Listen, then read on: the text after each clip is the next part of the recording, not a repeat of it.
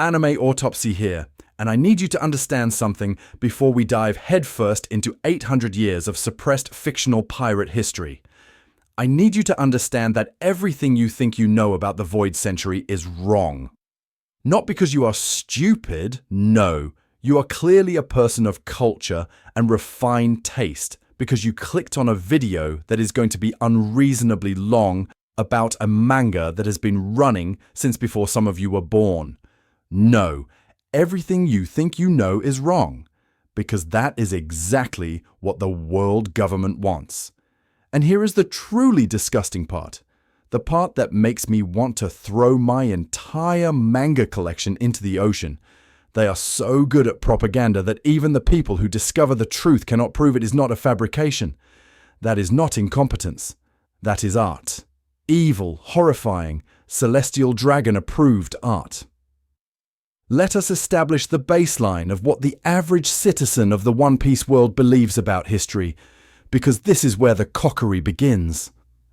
The average person in this fictional pirate universe believes that approximately 800 years ago, 20 great kings came together to defeat a great evil and establish the world government to ensure peace and stability across the seas. That is it. That is the entire historical narrative. 20 good guys beat one bad guy, and now we have marines and celestial dragons, and a system where you can become property if you are born on the wrong island. If you think about it for more than 4 seconds, it falls apart completely. But here is the problem with thinking about it for more than 4 seconds. You are not supposed to. The world government has constructed a society where asking questions about those 800 years is not just discouraged. It is literally a capital offense. We are not talking about social ostracism or losing your job. We are talking about bust a call. We are talking about the complete and total annihilation of everyone you have ever loved because you had the audacity to read a rock. Now, fictional pirate creator man introduced us to the concept of the Void Century way back in the Alabasta arc. But it was not until chapter 395 that we got our first real look at what the world government is so desperate to hide. Ohara, the island of scholars, the place where people dedicated their entire lives to understanding history. And in return, the world government said thank you for your service and then deleted them from existence. Professor Clover, a man whose name is literally a plant and whose head is shaped like said plant because Oda cannot help himself, stood before the 5 elders via Denden Mushi and laid out the findings of decades of research. He explained that the Poneglyphs told the story of an ancient kingdom, a powerful civilization that existed during the Void Century and was systematically erased from history. He was about to say the name of this kingdom. He was about to give us the single most important piece of information in the entire series, and then he got shot, right in the middle of his sentence. The man did not even get to finish his thought before a world government agent put a bullet in him. This is what I mean when I say the world government does not hide history. They do not need to hide it. They simply make it impossible to speak. Clover had the truth. He had the evidence. He had the receipts, as the youth say. And it did not matter. Because the moment you try to share that truth with the world, you get thacked. This is the genius of their system. They do not need to destroy every poneglyph. They do not need to erase every piece of evidence. They just need to make sure that anyone who can read the evidence does not live long enough to tell anyone else. The poneglyphs have existed for 800 years. In that time, exactly 3 bloodlines have been able to read them. The Kozuki clan of Wano, who were isolated from the world and systematically hunted until only 1 child remained. The Oharan scholars, who were exterminated with extreme prejudice. And now Nico Robin, the sole survivor, who spent 20 years running for her life before finding a crew strong enough to protect her. 3 sources of translation in 8 centuries. That is not an accident. That is a policy. But here is where it gets really twisted, and I need you to stay with me, because this is where the emotional maths start to break your mind brain. The world government has been so thorough in their suppression that even if you find a poneglyph, even if you somehow learn to read it, even if you manage to survive long enough to share what you learned, you still cannot prove it is true. Think about that for a second. Vegapunk, the smartest man in the One Piece world, a genius so profound that he literally figured out how devil fruits work, dedicated a portion of his final broadcast in chapters 1066 and beyond to explaining what happened during the Void Century. And what was the world government's response? They did not deny it. They did not provide counter-evidence. They simply said Vegapunk is a criminal and criminals lie. That is it. That is the entire counter-argument. A man with 500 years of technological advancement beyond the rest of the world, a man who has been right about literally everything he has ever claimed, says the world government is built on a lie, and the official response is nah-uh. And it works. It works because the world government has spent 800 years establishing themselves as the arbiters of truth.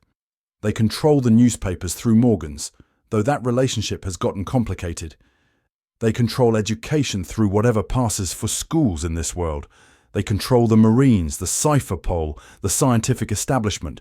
When you control every institution that verifies information, you do not need to prove you are right. You just need to make the other guy prove he is not lying. And how do you prove you are not lying about events from 800 years ago? You find evidence. And where is the evidence? In poneglyphs that only one woman alive can read. In libraries that have been burned. In islands that have been erased from maps.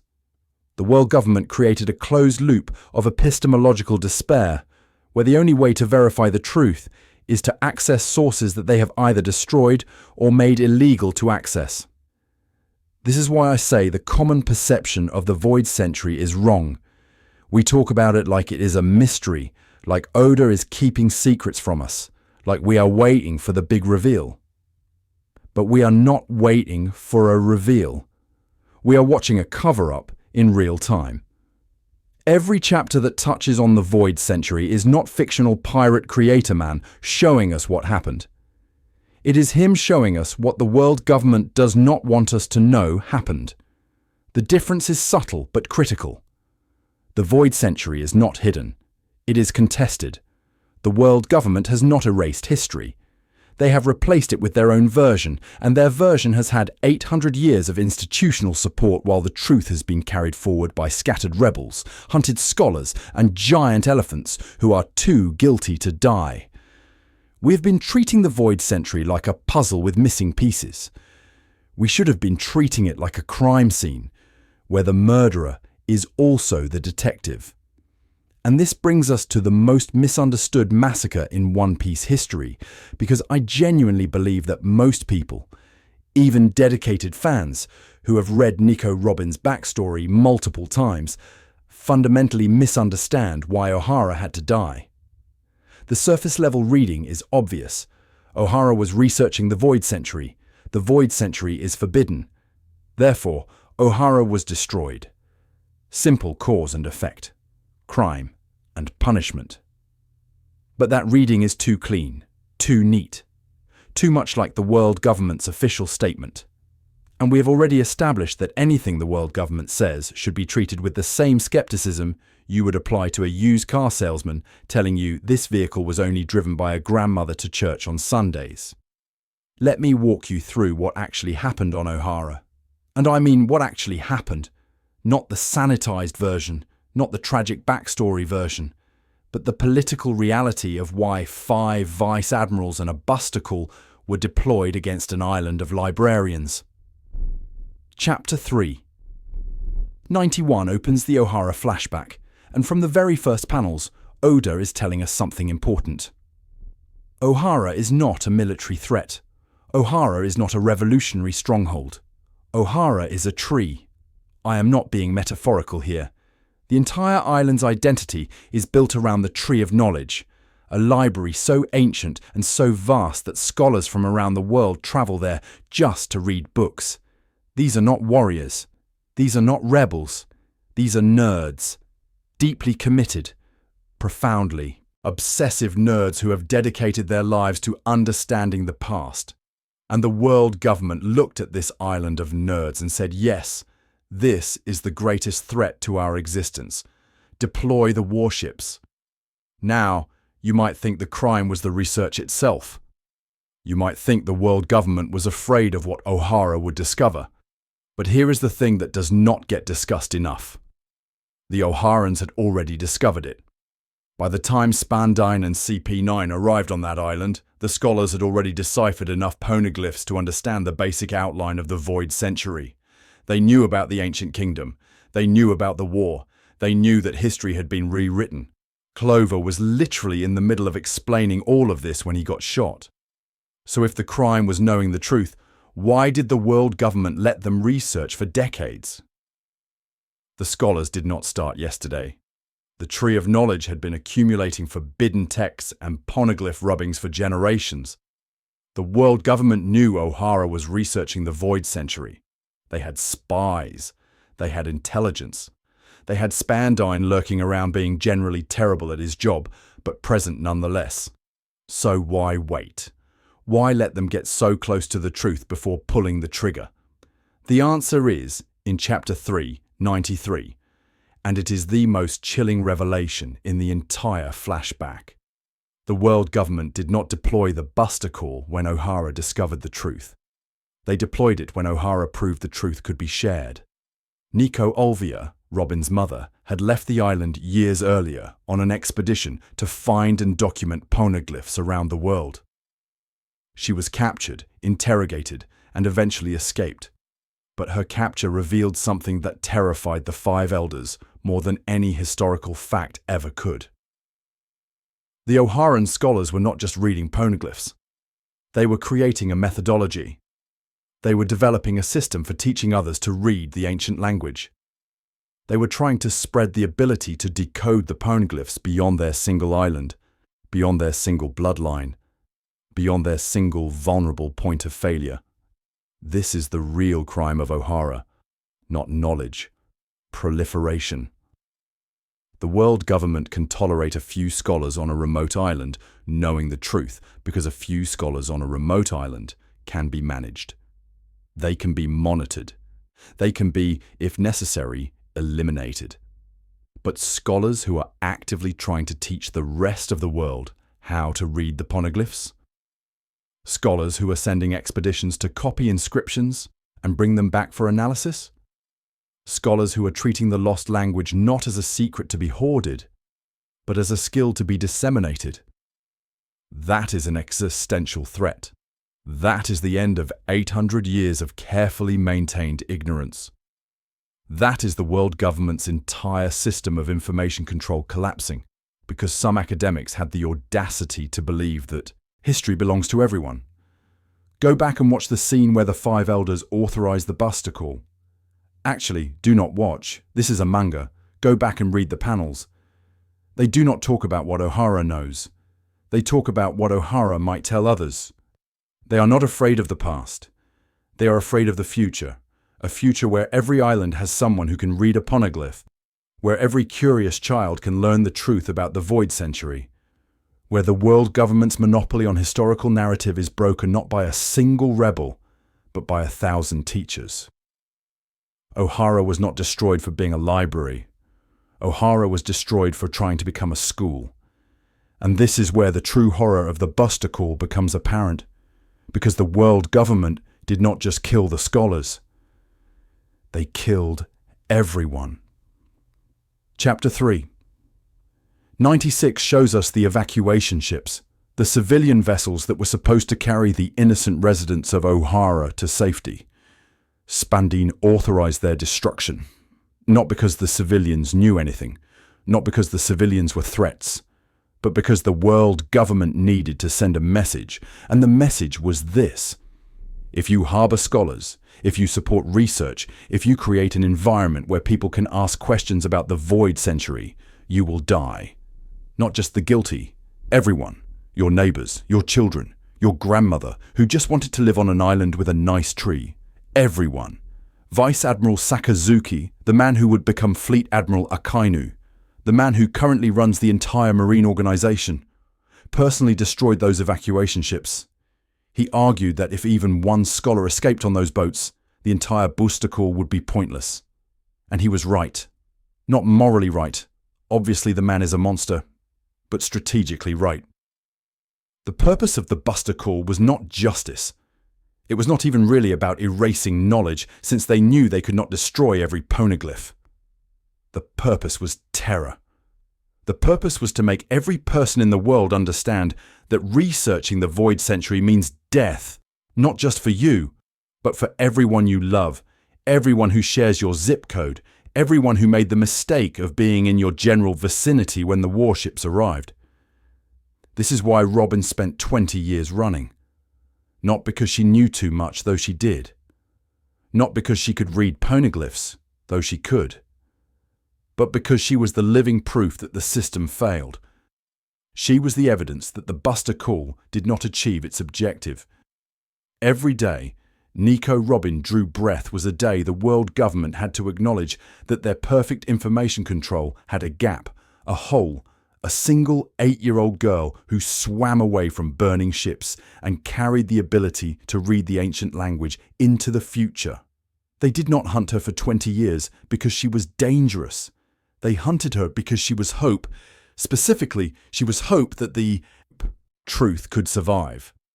So we have established that the world government does not just suppress history, they suppress the ability to learn history. And they do this through a combination of strategic violence and institutional terror that would make any real-world authoritarian regime take notes. But here is the question that has been gnawing at my mind brain ever since Chapter 908 dropped and fictional pirate creator man decided to casually reveal that everything we thought we knew about the world's power structure was a comforting lie. If the world government is built on a foundation of suppressed truth and manufactured consent, what is the actual founding myth they want us to believe? And more importantly, where are the cracks in that myth? The official story goes like this. 800 years ago, 20 great kings from 20 great nations came together to defeat a terrible evil and establish a new world order. These 20 kings were so virtuous, so committed to equality, so dedicated to the idea that no single ruler should dominate the world, that they created the empty throne, a seat of power that no one would sit upon, a symbol that the world government was a collective, a council, a gathering of equals rather than a monarchy. The descendants of these 20 kings became the celestial dragons, the world nobles, the untouchable aristocracy that lives in Marie-et-Joie and treats everyone else like furniture. And the system has worked for 800 years, maintaining peace and stability across the 4 seas and the Grand Line. That is the story. That is what gets taught in whatever passes for schools in this world. That is the narrative that Marines believe, that citizens accept, that serves as the ideological foundation for an entire global system. And it is, to use technical terminology, complete and utter assorted crap. The first crack in this myth appeared in Chapter 908, the Reverie Arc, when we finally got to see the inside of Pangaea Castle and the sacred chamber where the empty throne sits. And sitting in front of that throne were the 5 elders, the highest authority in the world government, the 5 old men who we had been told were the ultimate power in this world. They were kneeling. They were kneeling to someone.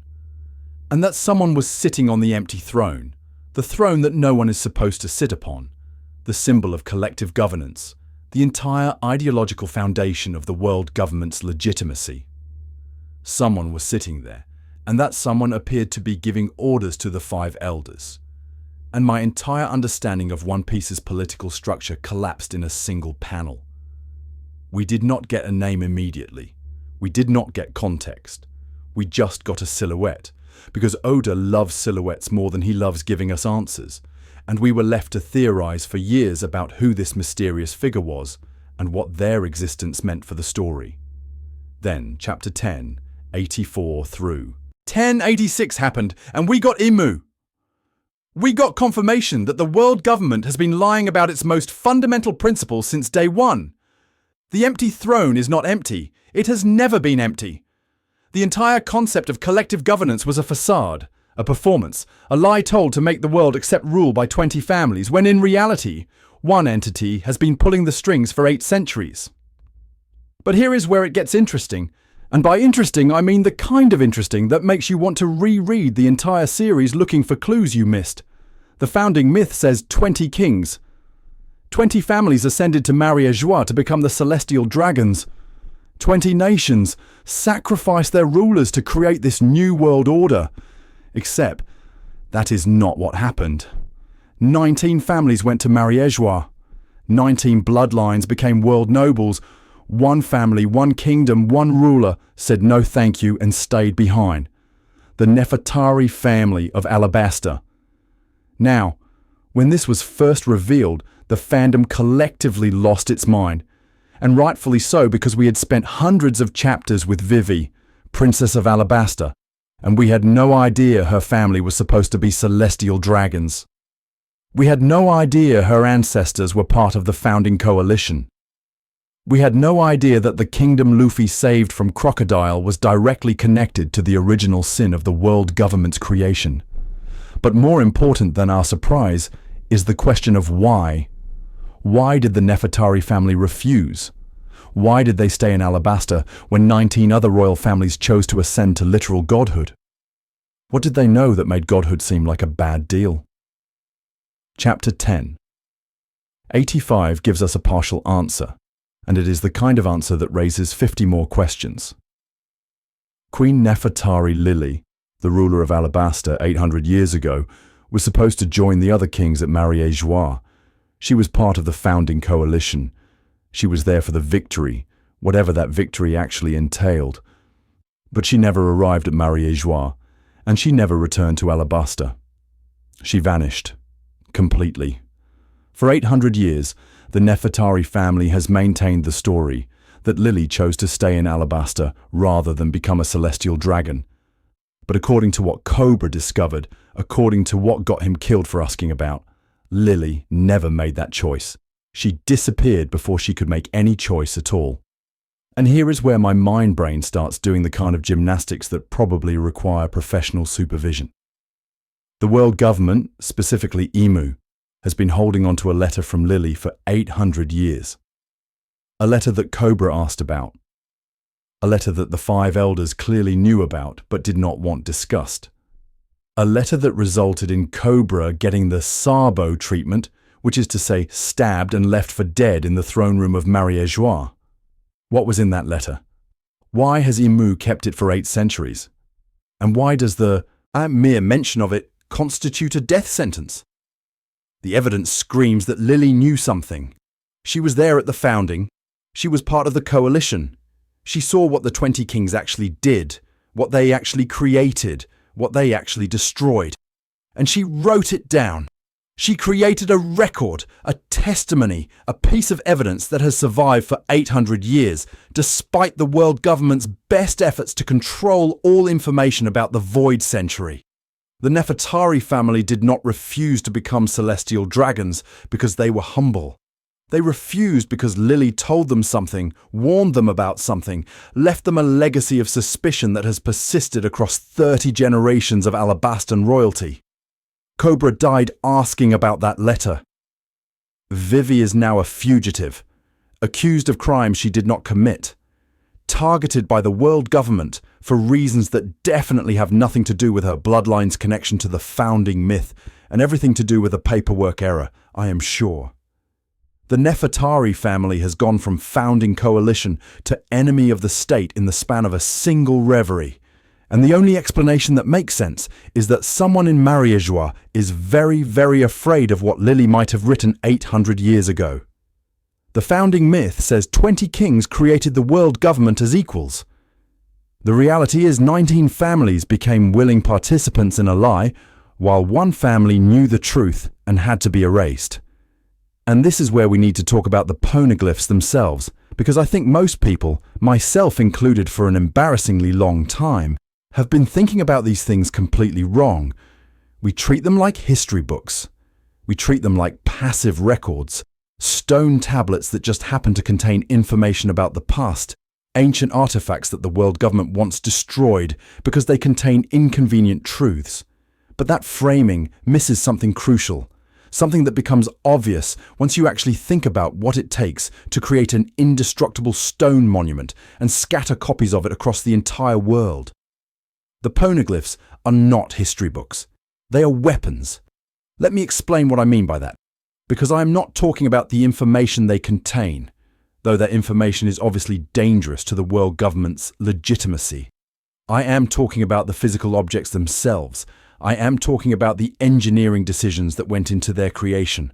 I am talking about the fact that someone 800 years ago looked at the political situation they were in and said, "We are going to lose this war. We are going to be erased from history. Everything we have built is going to be destroyed." And then they sat down and designed a communication system specifically intended to outlast their own civilization. Think about what that requires. Think about the foresight, the pessimism, the absolute certainty that you are about to be defeated so thoroughly that no normal record will survive.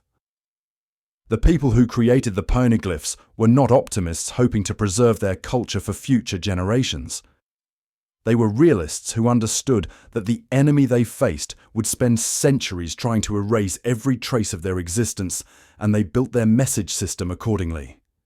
The Poneglyphs are not just indestructible. They are specifically designed to be impossible to destroy by any known means in the One Piece world. We have seen characters shatter mountains.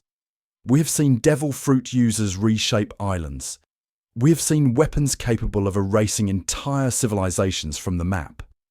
And yet no one, in 800 years, has figured out how to put a scratch on a Poneglyph. That is not an accident.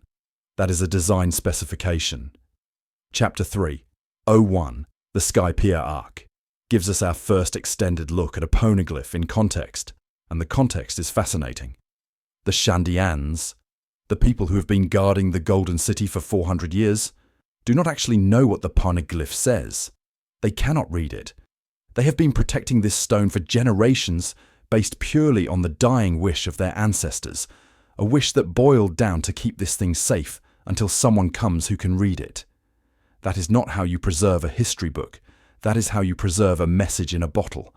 That is how you create a dead drop for information you need to transmit to an unknown recipient at an unknown point in the future. And here is the part that keeps me up at night doing food theory when I should be sleeping like a normal person. The Poneglyphs are written in a language that almost no one can read. We have established that the Kozuki clan created this writing system, and we have established that the ability to read it has been systematically hunted to near extinction for 800 years. But the Kozuki clan did not create the writing system to keep secrets from the world government. They created it during the Void Century, which means they created it during or before the war that destroyed the ancient kingdom, which means the language was not designed to be secret from an existing regime. It was designed to be unreadable by a regime that did not exist yet. The people who made the Poneglyphs knew they were going to lose. They knew the enemy would take over.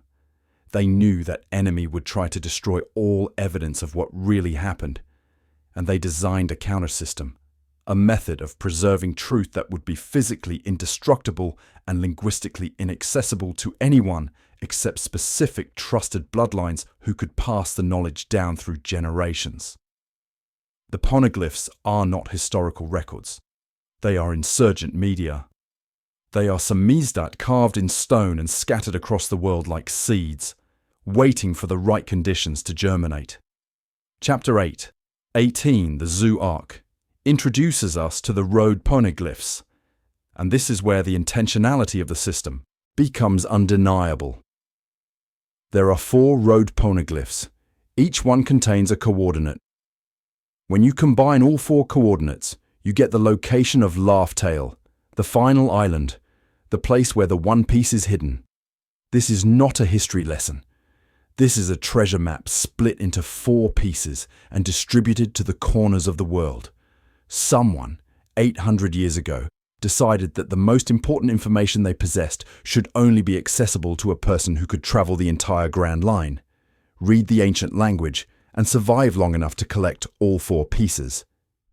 They created a filter, a test, a way of ensuring that only someone worthy, someone capable, Someone who had already proven themselves by accomplishing the impossible would be able to access the final truth. Roger did it. Roger found all 4 road poneglyphs, translated them with the help of Kazuki Oden, and reached Laughtale. And when he got there, when he saw what Joy Boy had left behind, he laughed. He laughed so hard that he named the island after the sound of his own reaction.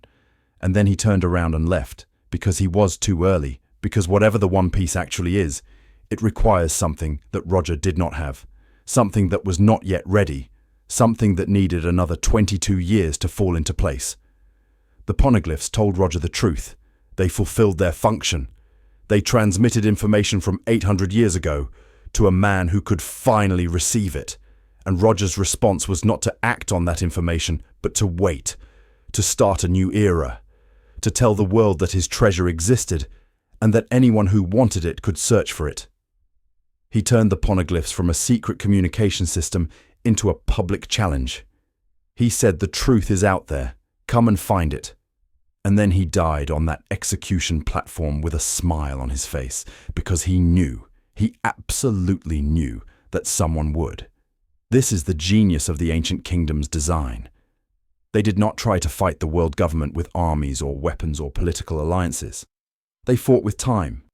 They built a system that would outlast any regime, that would survive any attempt at suppression, that would patiently wait for centuries until the right person came along to receive the message. The world government has spent 800 years trying to destroy the Poneglyphs, and they have failed. They have spent 800 years trying to eliminate everyone who can read them, and they have almost succeeded. But almost is not good enough when you are fighting against a communication system designed to need only one reader. Robin is that reader. Luffy is the one who will take her to Laughtale, and the ancient kingdom's message, carved in indestructible stone and guarded by giants and minks and Shandians and everyone else who inherited the will to protect these monuments, will finally be delivered. 800 years. That is how long the Poneglyphs have been waiting. That is how long the insurgency has been running. And now we arrive at the question that has been sitting at the center of this entire discussion like a black hole warping everything around it. Why is it called the Void Century? Not the Forbidden Century, not the Lost Century, not the century we do not talk about because the world government will kill you. The Void Century. A void, an absence, a gap in time itself. And I think most people, including most theorists, have been interpreting this name too literally. We assume the century is void because the information was erased, because the records were destroyed, because the world government worked really hard to delete 100 years of history from the collective memory of humanity. But what if that interpretation is backwards? What if the century is not void because the information is missing, but because the entire framework for understanding that information was replaced? Let me explain what I mean, because this is going to require some serious mind-brain gymnastics, and I need you to stay with me. We measure time in a specific way. Years, months, days, hours. We have calendars. We have dating systems. In the real world, we count years from a specific starting point, whether that is the supposed birth of a religious figure or the founding of a nation or some other culturally significant event. The One Piece world does the same thing. They have a calendar. They measure years. Luffy's journey has taken place over a specific timeline that we can track and document. But here is the question that nobody seems to be asking. Whose calendar are they using? The current dating system in One Piece, the one that everyone uses, the one that measures the 800 years since the Void Century ended, is the world government's calendar. It starts at the founding of the world government. Year 1 is the year the 20 kings, or 19 kings and one shadowy figure on the empty throne, established their new world order. Everything before that is measured backwards from that point. The Void Century is not called the Void Century, because it is the century that was erased. It is called the Void Century because it is the century that does not fit into the current system of measurement. Think about what happens when one civilization conquers another and imposes a new calendar. The old dates do not just get erased, they become incompatible. they become untranslatable. If I tell you something happened in year 300 of the ancient kingdom's calendar, you cannot convert that to the world government's calendar because you do not know when the ancient kingdom's calendar started. You do not know how they measured years. You do not know if their years were the same length as the current years.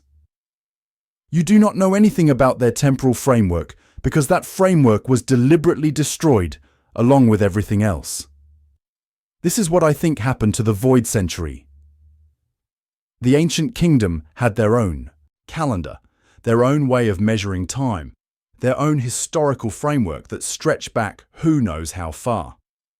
When the world government won the war and established their new order, they did not just destroy records of events, they destroyed the entire system for contextualizing those events. They said history starts now with us, and everything before us is void, not erased, not forbidden. Void, incompatible, untranslatable, 100 years of time that exists in a framework nobody alive can access anymore. This interpretation explains something that has always bothered me about the Poneglyphs. The Poneglyphs contain historical information, but they do not contain dates. At least not dates that we have seen, translated in a way that maps onto the current calendar.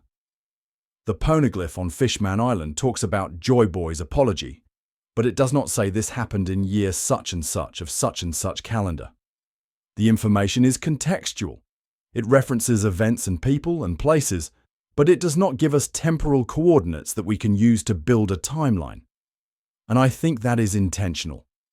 I think the people who created the Poneglyphs knew that their calendar would be destroyed, that their dating system would be erased, that any temporal references they included would become meaningless to future readers. So they focused on what would survive: names, places, relationships, the what and the who and the where, but not the when. This also explains why the world government is so obsessed with controlling information about the Void Century specifically, rather than all of ancient history. If my theory is correct, the Void Century is not just a period of time. It is a seam. It is the joint where two incompatible historical frameworks meet. Everything before the Void Century exists in the ancient kingdom's temporal system, which has been destroyed. Everything after exists in the world government system, which is the only one anyone knows how to use. The Void Century is the transition period, the 100 years where both systems were in conflict, where the old world was dying and the new world was being born. Understanding what happened during that period requires understanding both frameworks. And understanding both frameworks means understanding that the world government's version of history is not just incomplete, but fundamentally constructed on top of the ruins of something else. Vegapunk touched on this in his broadcast. He talked about the world being reshaped, about continents sinking, about the geography of the planet being fundamentally altered during the Void Century. But geography is just space.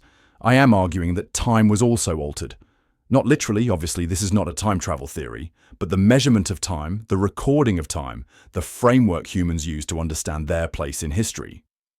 The world government did not just change the map, they changed the calendar. They said the world begins with us, and everything else is void. This is why O'Hara was so dangerous. This is why scholars who study the Poneglyphs have to die. It is not just that they might learn what happened during the Void Century. It is that they might learn how to translate between the two frameworks. They might figure out how the ancient kingdom measured time. They might be able to reconstruct the calendar that was destroyed. And if they can do that, if they can build a bridge between the void and the present, then the entire foundation of the world government's historical narrative collapses. The 800 years of legitimacy they claim starts to look like 800 years of occupation. The founding myth of the 20 virtuous kings starts to look like a hostile takeover that succeeded so completely that even the measurement of time was rewritten to serve the victors. The Void Century is not a mystery we are trying to solve. It is a crime scene we are trying to reconstruct, using evidence that was deliberately made incompatible with our tools. The world government did not hide 100 years of history. They made that history impossible to contextualize by destroying the context itself. And every scholar who has tried to bridge that gap, every archaeologist who has tried to translate between the void and the present, every single person who has attempted to understand the ancient kingdom on its own terms rather than the world government's terms, has been eliminated. The century is not void because the information is gone. The century is void because we have forgotten how to read it. So if we cannot trust the world government's framework for understanding time, if the very calendar we use to measure history is a tool of the victors, then we need to start building our own framework from the ground up. We need to look at the actual evidence, the canonical facts, the things fictional pirate creator man has shown us in panel after panel. And we need to construct a timeline that does not rely on the assumptions baked into 800 years of propaganda. And there is no better place to start than with the figure at the center of everything. The man, or entity, or concept that the world government fears more than any other.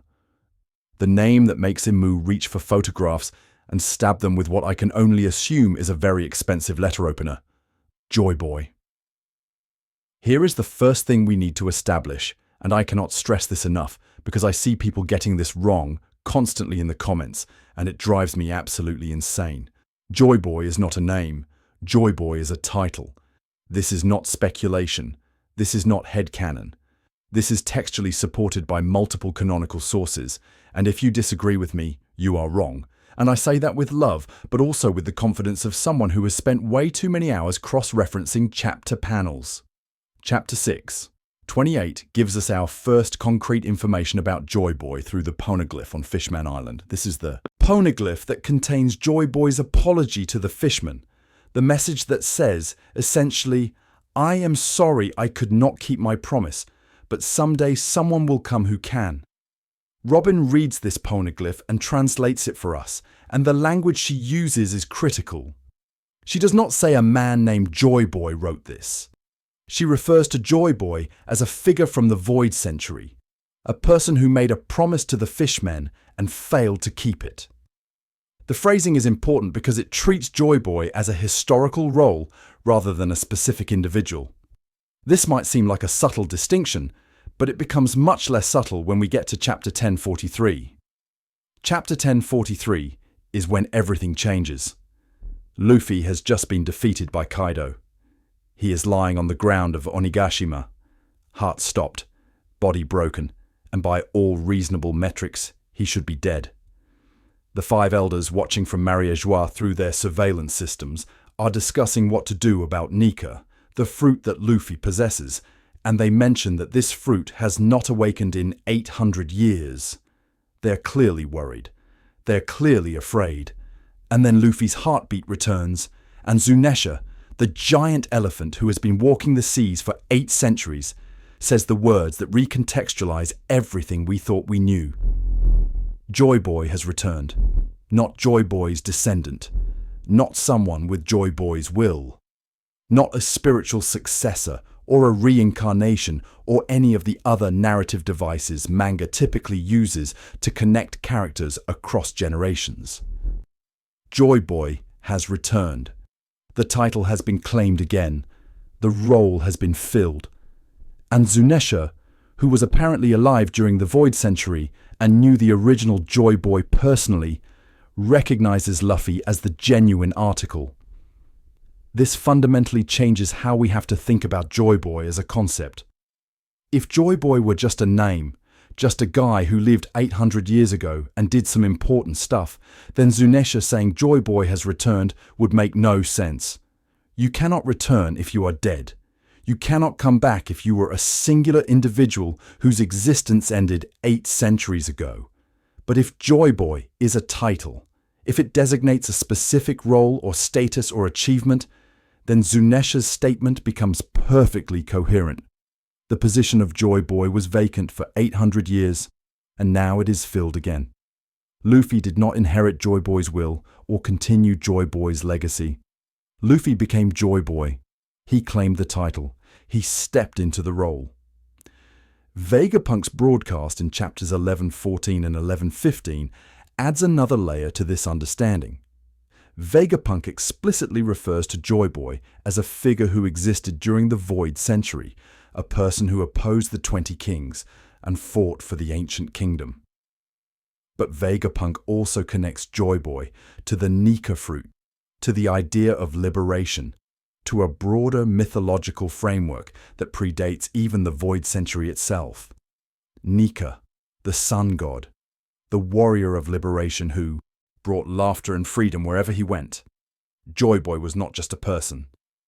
Joy Boy was someone who embodied Nika's legend, who became the living manifestation of a myth that people had been telling for who knows how long before the ancient kingdom even existed. This is the pattern Oda has been setting up since the beginning. Pirate King is a title. Yonko is a title. Shichibukai was a title. The entire One Piece world runs on the idea that certain roles exist independent of the people who fill them, and when one person vacates a role, someone else can step in and claim it.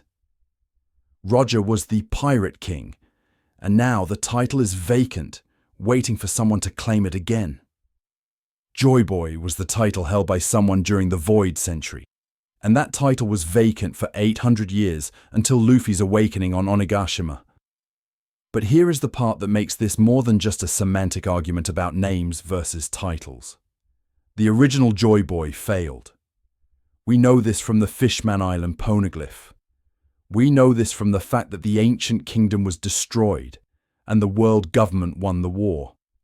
We know this from 800 years of evidence showing that whatever Joy Boy was trying to accomplish did not get accomplished. The question is why? Why did Joy Boy fail? What went wrong? And the answer, I believe, is not that Joy Boy was too weak or made a strategic error or got betrayed at the wrong moment. The answer is that Joy Boy was too early. Roger figured this out. Roger reached Laugh Tale, saw everything Joy Boy had left behind, and laughed because he realized he was in the exact same position. He had all the pieces. He had the knowledge, the crew, the strength, the will. But the timing was wrong. Something was not ready.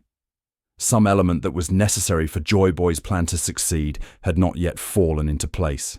And Roger, like Joy Boy before him, had arrived at the finish line only to discover that the race was not actually over yet. The title of Joy Boy is not just an honor. It is a burden. It is a role that comes with a mission, a promise, a debt that has been unpaid for 800 years. And Luffy, whether he knows it or not, whether he wants it or not, has just inherited all of that.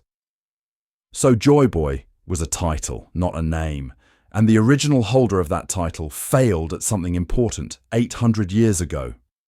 But failed at what exactly? And more importantly, failed where? Because here is the thing about the ancient kingdom that I think gets overlooked in most discussions. We talk about it like it was a single place, a single nation, a single kingdom with borders and a capital and a flag. But the evidence does not support that interpretation at all. The evidence suggests something much larger, much stranger, and much more threatening to the world government's entire reason for existing. Let us go back to Professor Clover's speech in chapter 398, the one he was not allowed to finish because someone decided that bullets were an appropriate response to academic inquiry. Clover describes the ancient kingdom as a powerful civilization that possessed advanced technology and posed a threat to what would become the world government. He implies that this kingdom was so influential, so widespread, so deeply connected to the broader world that destroying it required a coalition of 20 nations working together. 20 nations. Think about that for a second. In the current One Piece world, the world government claims to represent over 170 member nations. The idea that 20 of those nations needed to band together to defeat a single kingdom suggests that this kingdom was not just powerful, but geographically enormous. And this is where the cockery starts to get really interesting, because Oda has been hiding the ancient kingdom in plain sight this entire time.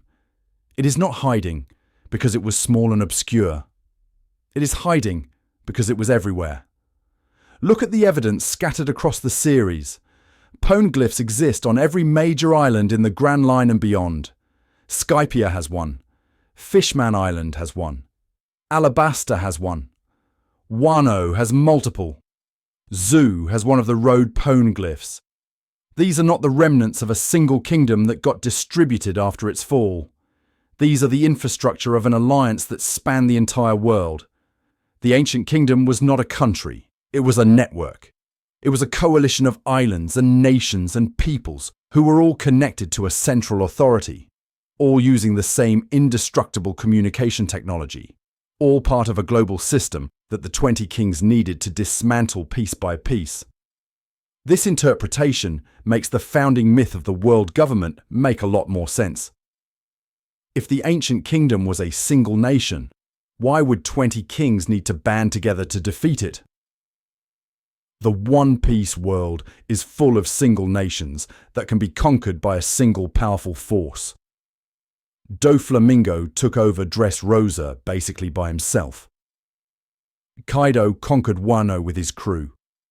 The idea that 20 royal families needed to form an unprecedented alliance to defeat one kingdom only makes sense if that kingdom was already an alliance itself, a network of allied nations that could only be defeated by creating a counter-network of opposing nations. So if the ancient kingdom was a global alliance rather than a single geographic location, where was its center?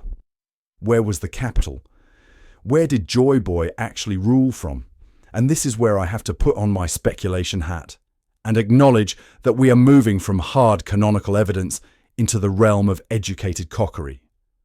But I think the clues point to two possible locations, both of which are deeply significant to the current story. The first possibility is the Florian Triangle. Now I know what you are thinking. The Florian Triangle is just that spooky fog area where Thrillerbark was located, the place with the giant shadowy figures that Oda showed us once and then never explained. But think about what we know about that region. Ships disappear there constantly. There are massive, unexplained entities lurking in the fog. The area is shrouded in perpetual darkness and mystery. And most importantly, it is located in a position that would be strategically central to a global maritime empire. If you were running an alliance that depended on sea travel, if your power was based on connecting islands across the Grand Line, you would want your capital somewhere that could access both Paradise and the New World without going through the Red Line. The Florian Triangle fits that description perfectly. The second possibility is even more dramatic, and I think it might actually be correct based on what Vegapunk revealed in his broadcast. The capital of the ancient kingdom might be directly beneath the Red Line itself, at the bottom of the ocean, in the place we now know as Fishman Island. Chapter 11:15, Vegapunk's Message to the World, reveals that the geography of the One Piece planet was fundamentally altered during the Void Century. Sea levels rose dramatically. Continents sank beneath the waves. The world map that exists today is not the world map that existed 800 years ago. And the Red Line, that massive continental structure that circles the entire planet and divides the seas into 4 separate oceans, might not be natural at all. It might be constructed. A wall, a barrier, a monument to the world government's victory, and a prison for everything the ancient kingdom represented. If the Red Line was built, or at least dramatically modified, during or after the Void Century, then whatever existed in that location before would have been buried, crushed, drowned. And what exists at the base of the Red Line now? Fishman Island, the one place in the entire One Piece world where we know Joy Boy made a personal promise. The one place where a Poneglyph directly addresses Joy Boy's failure and apologizes for not fulfilling an obligation. The original Joy Boy had a special connection to Fishman Island, and I do not think that connection was coincidental. Here is my theory, and I want you to sit with this for a moment before you rush to the comments to tell me I am wrong. The ancient kingdom's capital was located where the Red Line now stands. When the 20 kings won the war, they did not just defeat the ancient kingdom politically, they buried it physically. They raised the Red Line, either through the ancient weapons or through some other means, and they drowned the heart of their enemy's civilization beneath millions of tons of rock and ocean. Fishman Island exists at the bottom of the Red Line because the fishmen were allies of the ancient kingdom, and when the capital sank, they sank with it. Joy Boy's promise to raise them to the surface was not just about giving the fishmen a nicer place to live. It was about undoing the world government's greatest act of destruction. It was about reclaiming the land that was, or stolen. The ancient kingdom is not lost. It is buried. And every time a character talks about destroying the Red Line, every time we hear theories about the All Blue being created by shattering that continental barrier, we are actually hearing echoes of Joy Boy's original promise. The promise he could not keep. The promise Luffy will inherit. And if the ancient kingdom's capital is buried beneath the Red Line, if Joy Boy's promise was to raise Fishman Island to the surface and undo the world government's geological crime, then we need to talk about how exactly anyone planned to accomplish that. Because moving continents is not something you do with willpower and a positive attitude. Moving continents requires tools, specific tools. Tools so powerful that the world government has spent 800 years trying to either control them or ensure nobody else can use them. We need to talk about the ancient weapons. And more specifically, we need to talk about why everything you think you know about them is probably backwards. The common interpretation of the ancient weapons goes something like this. They are super weapons. Weapons of mass destruction. The nuclear option of the One Piece world. Pluton is a battleship that can destroy islands. Poseidon is the ability to control sea kings. Uranus is mysterious but presumably also capable of massive destruction, based on what we saw Imu do to Lulusia Kingdom. They are dangerous, they are powerful, and the world government either wants to control them to maintain their dominance or destroy them to prevent anyone else from threatening their dominance. This interpretation is not wrong exactly, but it is incomplete in a way that fundamentally misunderstands what these weapons were designed for. The ancient weapons were not built for war. They were built for construction. Let me walk you through the evidence, because this is not me concocting cockery out of thin air. This is a reading of the text that actually accounts for what we have been told about these weapons and what we have seen them connected to. Starting with Poseidon, because Poseidon is the weapon we understand best, thanks to the Fishman Island arc. Chapter 650 confirms what Robin suspected and what the readers had theorized for years.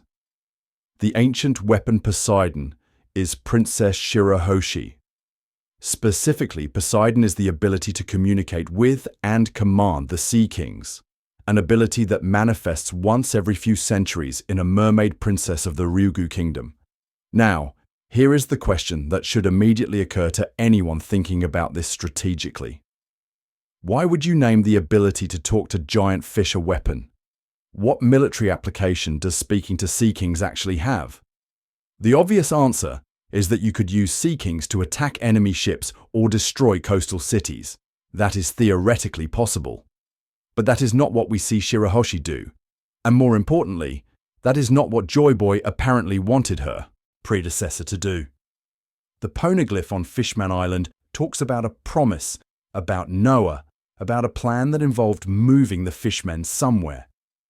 The Sea Kings themselves, when they speak during the Fishman Island arc, talk about their purpose being to pull Noah to a specific destination. They are not talking about war. They are talking about migration. They are talking about using their strength to move an enormous ship full of people from one location to another. Poseidon is not a weapon of destruction. Poseidon is a logistics system.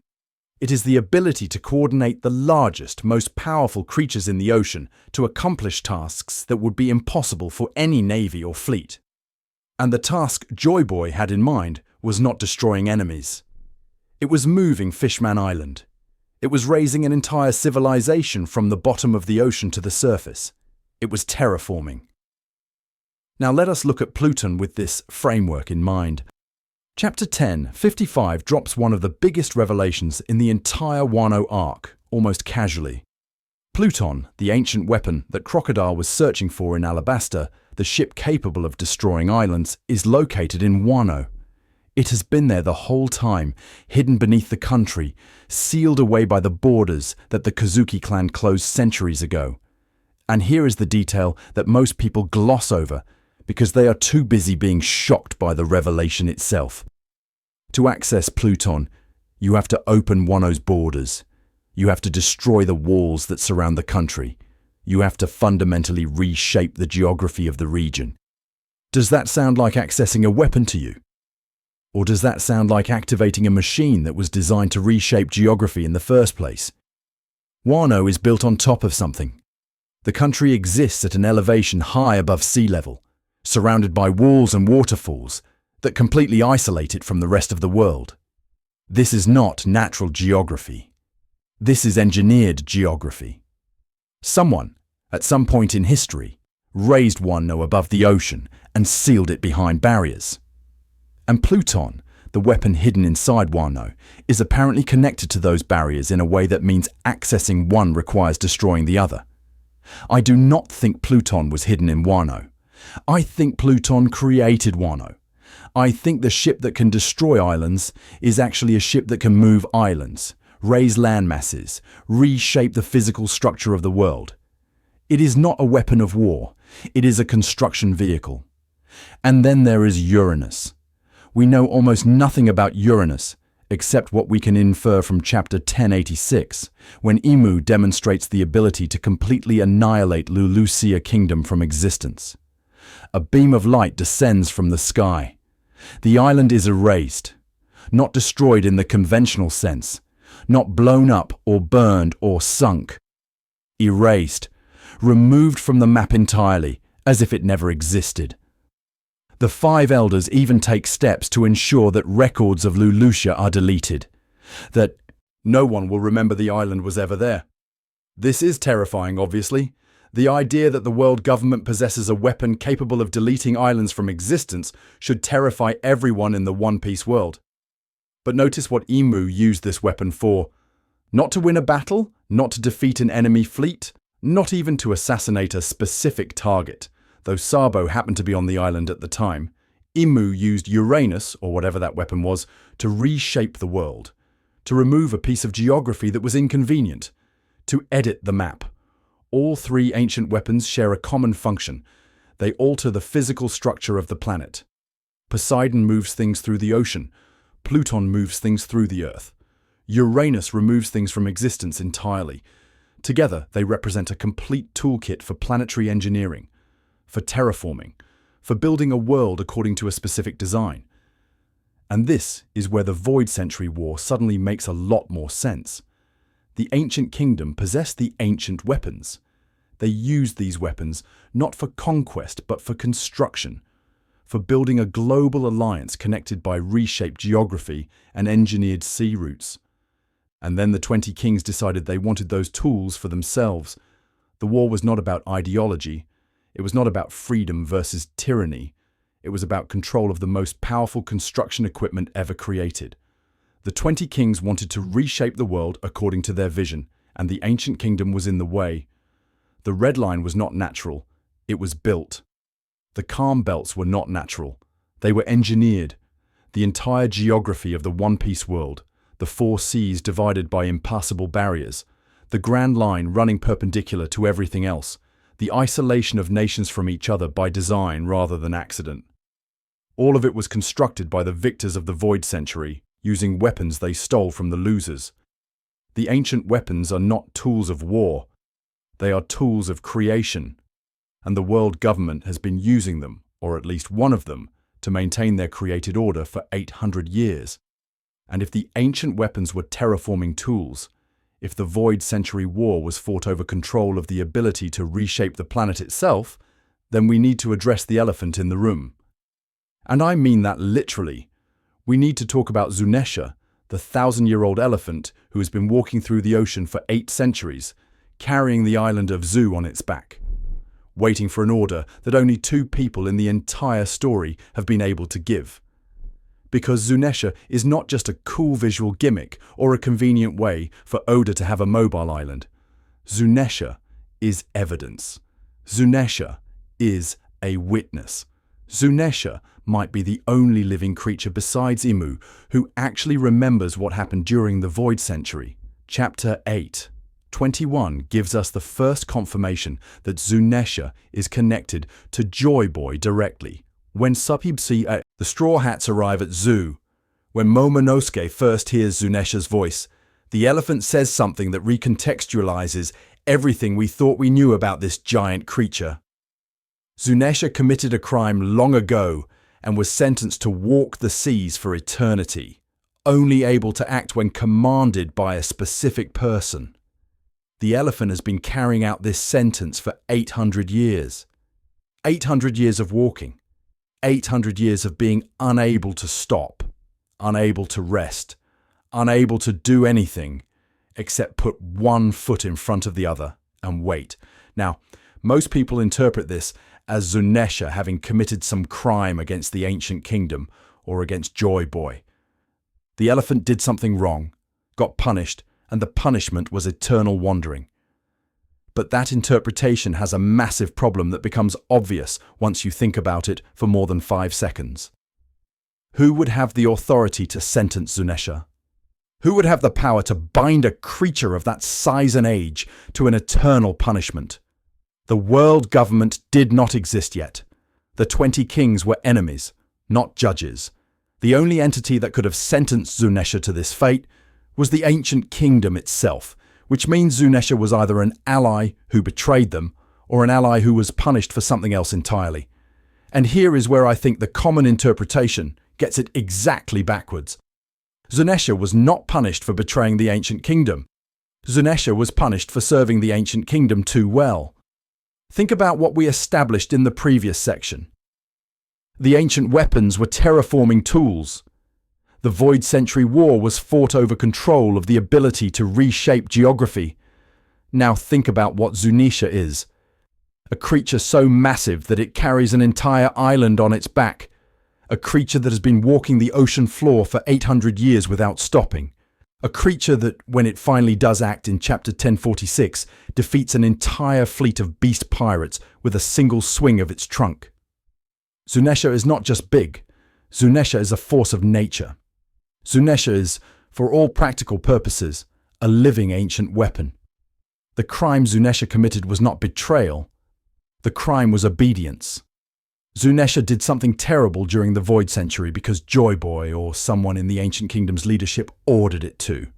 And the guilt of that action, the weight of what Zunesha did in service of the Ancient Kingdom's cause, is why the elephant has been walking ever since. What did Zunesha do? I do not know for certain, but I can make an educated guess based on the patterns we have established. If the war was about terraforming, if both sides were using or trying to use tools that could reshape geography, then Zunesha probably reshaped some geography, and not in a good way, not in a way that built something or saved someone, in a way that destroyed, in a way that killed, in a way that the ancient kingdom itself found so horrifying that even though they ordered it, even though it was strategically necessary, they could not allow it to go unpunished. Chapter 1040 gives us another piece of this puzzle. During the raid on Onigashima, when Zunesha arrives in Wano's waters, the elephant speaks about Joy Boy. The elephant recognizes something happening on Onigashima, something connected to Joy Boy's return, and Zunesha asks permission to act.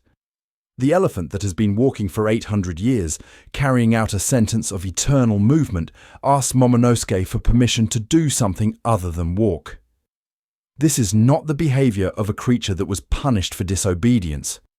This is the behavior of a creature that was punished for following orders and now needs explicit permission before following any orders ever again.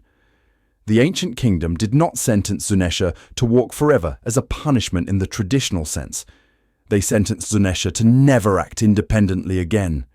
They said you did what we asked, but what we asked was so terrible that you can never be trusted to make decisions on your own. You will walk until someone worthy tells you to stop. You will carry our allies on your back and protect them, but you will never again take action without explicit authorization from someone who carries Joy Boy's authority. This interpretation explains why only Momonosuke and Luffy can command Zunesha. Momonosuke carries the voice of all things, the ability to hear and communicate with Zunesha that seems connected to the Kozuki bloodline's role in the ancient kingdom. Luffy is Joy Boy, or at least became Joy Boy during his awakening. These are the only two people who have the authority to release Zunesha from the walking sentence, even temporarily. And when Momonosuke does give Zunesha permission to act in Chapter 1046, the elephant's response is immediate and devastating. One attack, one swing, an entire enemy fleet destroyed. Zunesha was not weakened by 800 years of walking. Zunesha was contained. Zunesha was locked behind a restriction that prevented all that power from being used without proper authorization. Now think about what this means for the Void Century War. The ancient kingdom had access to creatures like Zunesha. They had the ancient weapons. They had technology that let them reshape continents and command sea kings and apparently bind immortal elephants to eternal sentences. And they still lost. They lost so completely that their entire civilization was erased, their calendar was replaced, and their greatest ally was sentenced to walk the earth forever as penance for what they had to do in the war's final days. What could the 20 kings possibly have done to defeat an alliance with that kind of power? The answer, I think, is that they did not defeat the ancient kingdom in a straight fight. They could not have. Nobody wins a direct conflict against an enemy that can delete islands from existence and command giant elephants. The 20 kings won because they changed the rules of the fight. They turned allies into enemies. They made the ancient kingdom's own people question whether the war was worth winning. They created a situation where Joy Boy, standing at the edge of victory, looked at what winning would cost and decided the price was too high. Zunesha's crime was not the elephant's choice. It was Joy Boy's choice, carried out by Zunesha's body. And Joy Boy could not live with what he had ordered, so he lost the war instead of winning it wrong. So Joy Boy had the ancient weapons. Joy Boy had creatures like Zunesha. Joy Boy had a global alliance of nations connected by Poneglyph infrastructure and advanced technology that the world government still has not replicated 800 years later. And Joy Boy lost. Not because he was weaker, not because he was outmaneuvered on the battlefield, but because he chose to lose rather than become the thing he was fighting against. Which raises an obvious question that I think most theories about the Void Century fail to adequately address. How do you beat someone who could destroy you if they wanted to? How do you defeat an enemy whose only weakness is their own conscience? The answer is you do not beat them in a war. You beat them in a negotiation. You beat them by making the cost of victory so high that they would rather surrender than pay it. And the 20 kings, those brilliant, ruthless, morally bankrupt founders of the world government, figured out exactly how to do that. The Great War of the Void Century was not a war in the way we typically imagine wars. It was not two armies clashing on a battlefield until one side ran out of soldiers. It was not a series of naval engagements where superior firepower determined the winner. The Great War was a century-long political operation designed to dismantle the ancient kingdom from the inside out. The 20 kings did not defeat Joy Boy. They isolated him. They turned his allies against each other. They made the people who should have been fighting alongside him question whether his cause was worth the destruction it would require to win. Look at how the world government operates in the present day, and you can see the echoes of this strategy. They do not conquer nations through direct military force, at least not primarily. They absorb nations through political pressure, economic manipulation, and the strategic application of violence against specific targets. They make it easier to join than to resist. They make resistance seem hopeless by demonstrating overwhelming force against anyone who tries. The Buster Call is not a military tactic. It is a negotiating position. It says, look what we can do to you. Now sign this treaty and become a member nation before we do it. The 20 kings did not have Buster Calls 800 years ago. But they had something arguably more effective. They had the argument that the ancient kingdom's victory would destroy the world. And based on what we know about the ancient weapons, based on what we have established about their terraforming capabilities, that argument might not have been entirely wrong. Think about what using the ancient weapons at full power would actually mean. Pluton can reshape landmasses. Poseidon can command sea kings to move entire civilizations. Uranus can delete islands from existence. If the ancient kingdom had deployed these weapons without restraint, if Joy Boy had decided that winning the war was more important than what would be left after winning, the collateral damage would have been apocalyptic. Entire nations would have been destroyed. Millions of people would have died. The geography of the planet would have been fundamentally altered in ways that might have made large portions of it uninhabitable. The 20 kings positioned themselves as the reasonable alternative. They said, yes, we are overthrowing the ancient kingdom, but we are doing it to prevent Joy Boy from using those weapons.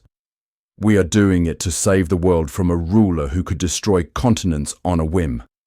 We are the coalition of nations that came together to stop a tyrant with too much power.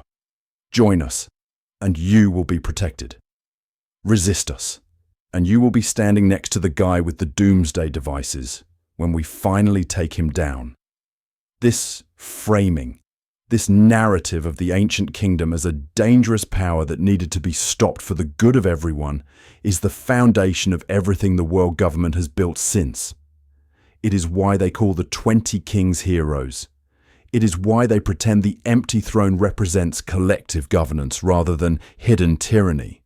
It is why the void century had to be erased from history, not because the truth would make them look bad, but because the truth would reveal that they were the aggressors, that they started the war, that they spent 100 years convincing the world to help them destroy the one civilization that had the power to actually create a better world. The ancient kingdom's alliance did not fall apart because Joy Boy lost battles. It fell apart because nations started to believe that Joy Boy's victory would be worse than his defeat. Every time the war escalated, every time the ancient weapons were used or threatened to be used, another ally had second thoughts. Another kingdom decided that maybe the 20 kings had a point. Another population looked at the destruction being caused and asked whether any political ideal was worth this much death. The 20 kings did not need to win the war militarily. They just needed to keep the war going long enough for Joy Boy's coalition to collapse from internal doubt. And here is the truly tragic part. The part that makes me want to throw things at fictional pirate creator man for constructing such an emotionally devastating narrative. Joy Boy probably agreed with them. Not with the 20 kings, but with the people who were leaving his alliance. He probably looked at what winning the war would cost, at the destruction that using the ancient weapons would cause, at the lives that would be lost on both sides, and he decided that he could not do it. He decided that the world he was fighting for was not worth creating through that much death. He decided to lose. The Poneglyph on Fishman Island is not just an apology to the fishmen. It is an apology to everyone who believed in Joy Boy's vision and watched him give up rather than become a monster. It is Joy Boy saying, I had the power to win, and I chose not to use it because the cost was too high. Someday someone will come who can accomplish what I could not, who can create the world we dreamed of without drowning it in blood first. Wait for them. Believe in them. I am sorry I was not strong enough to find another way. The Void Century ended not with a climactic battle but with a surrender. The ancient kingdom laid down its weapons. The 20 kings took control of the ancient weapons, or at least one of them. They built the Red Line. They engineered the calm belts. They reshaped the geography of the planet to ensure that the world would be divided forever, that no one could ever build the kind of global alliance that had threatened them. And then they erased the history of what they had done. Not because they were ashamed of winning, but because they needed future generations to believe that what they had built was natural, inevitable, the only possible way the world could be. 800 years later, a kid in a straw hat is sailing toward the truth. And unlike Joy Boy, unlike Roger, Unlike everyone who came before him, Luffy does not seem like the type to accept that some costs are too high. He does not seem like the type to surrender because winning would be hard. He seems like the type to find a third option that nobody else could see, to punch his way through the impossible choice between destroying the world and accepting defeat. That is why Imu is afraid. That is why the 5 elders are preparing for war. Not because Luffy is strong, though he is, but because Luffy is the kind of person who refuses to accept that the only options are the ones his enemies give him. All right, we have spent the first half of this deep dive establishing what we can prove, what the canonical evidence supports, what fictional pirate creator man has actually shown us in panel after panel across 1,000+ chapters. Now we enter the realm of educated speculation, the place where theory meets evidence and produces something that might be wrong but is definitely interesting. Welcome to the cockery. Welcome to the part of the video where I take everything we have established and use it to construct a hypothetical timeline of the Void Century. Event by event, betrayal by betrayal, from the first crack in the Ancient Kingdom's alliance to the final moment when Joy Boy decided that losing was better than winning wrong. And I need to start with a claim that might seem controversial, but which I believe the evidence overwhelmingly supports. The Void Century did not begin with a war. It began with a betrayal. The 20 kings who founded the world government were not external enemies who conquered the Ancient Kingdom from outside. They were allies. They were members of the coalition. They were sitting at the same table as Joy Boy, eating the same food, planning the same future, right up until the moment they decided to take everything for themselves. This is not wild speculation. This is the only interpretation that makes the founding myth of the world government make any sense. Think about what we established earlier. The Ancient Kingdom was a global alliance, not a single nation. It had infrastructure spanning the entire world, poneglyphs on every major island, communication systems that connected civilizations across the Grand Line. An alliance like that does not get built through conquest.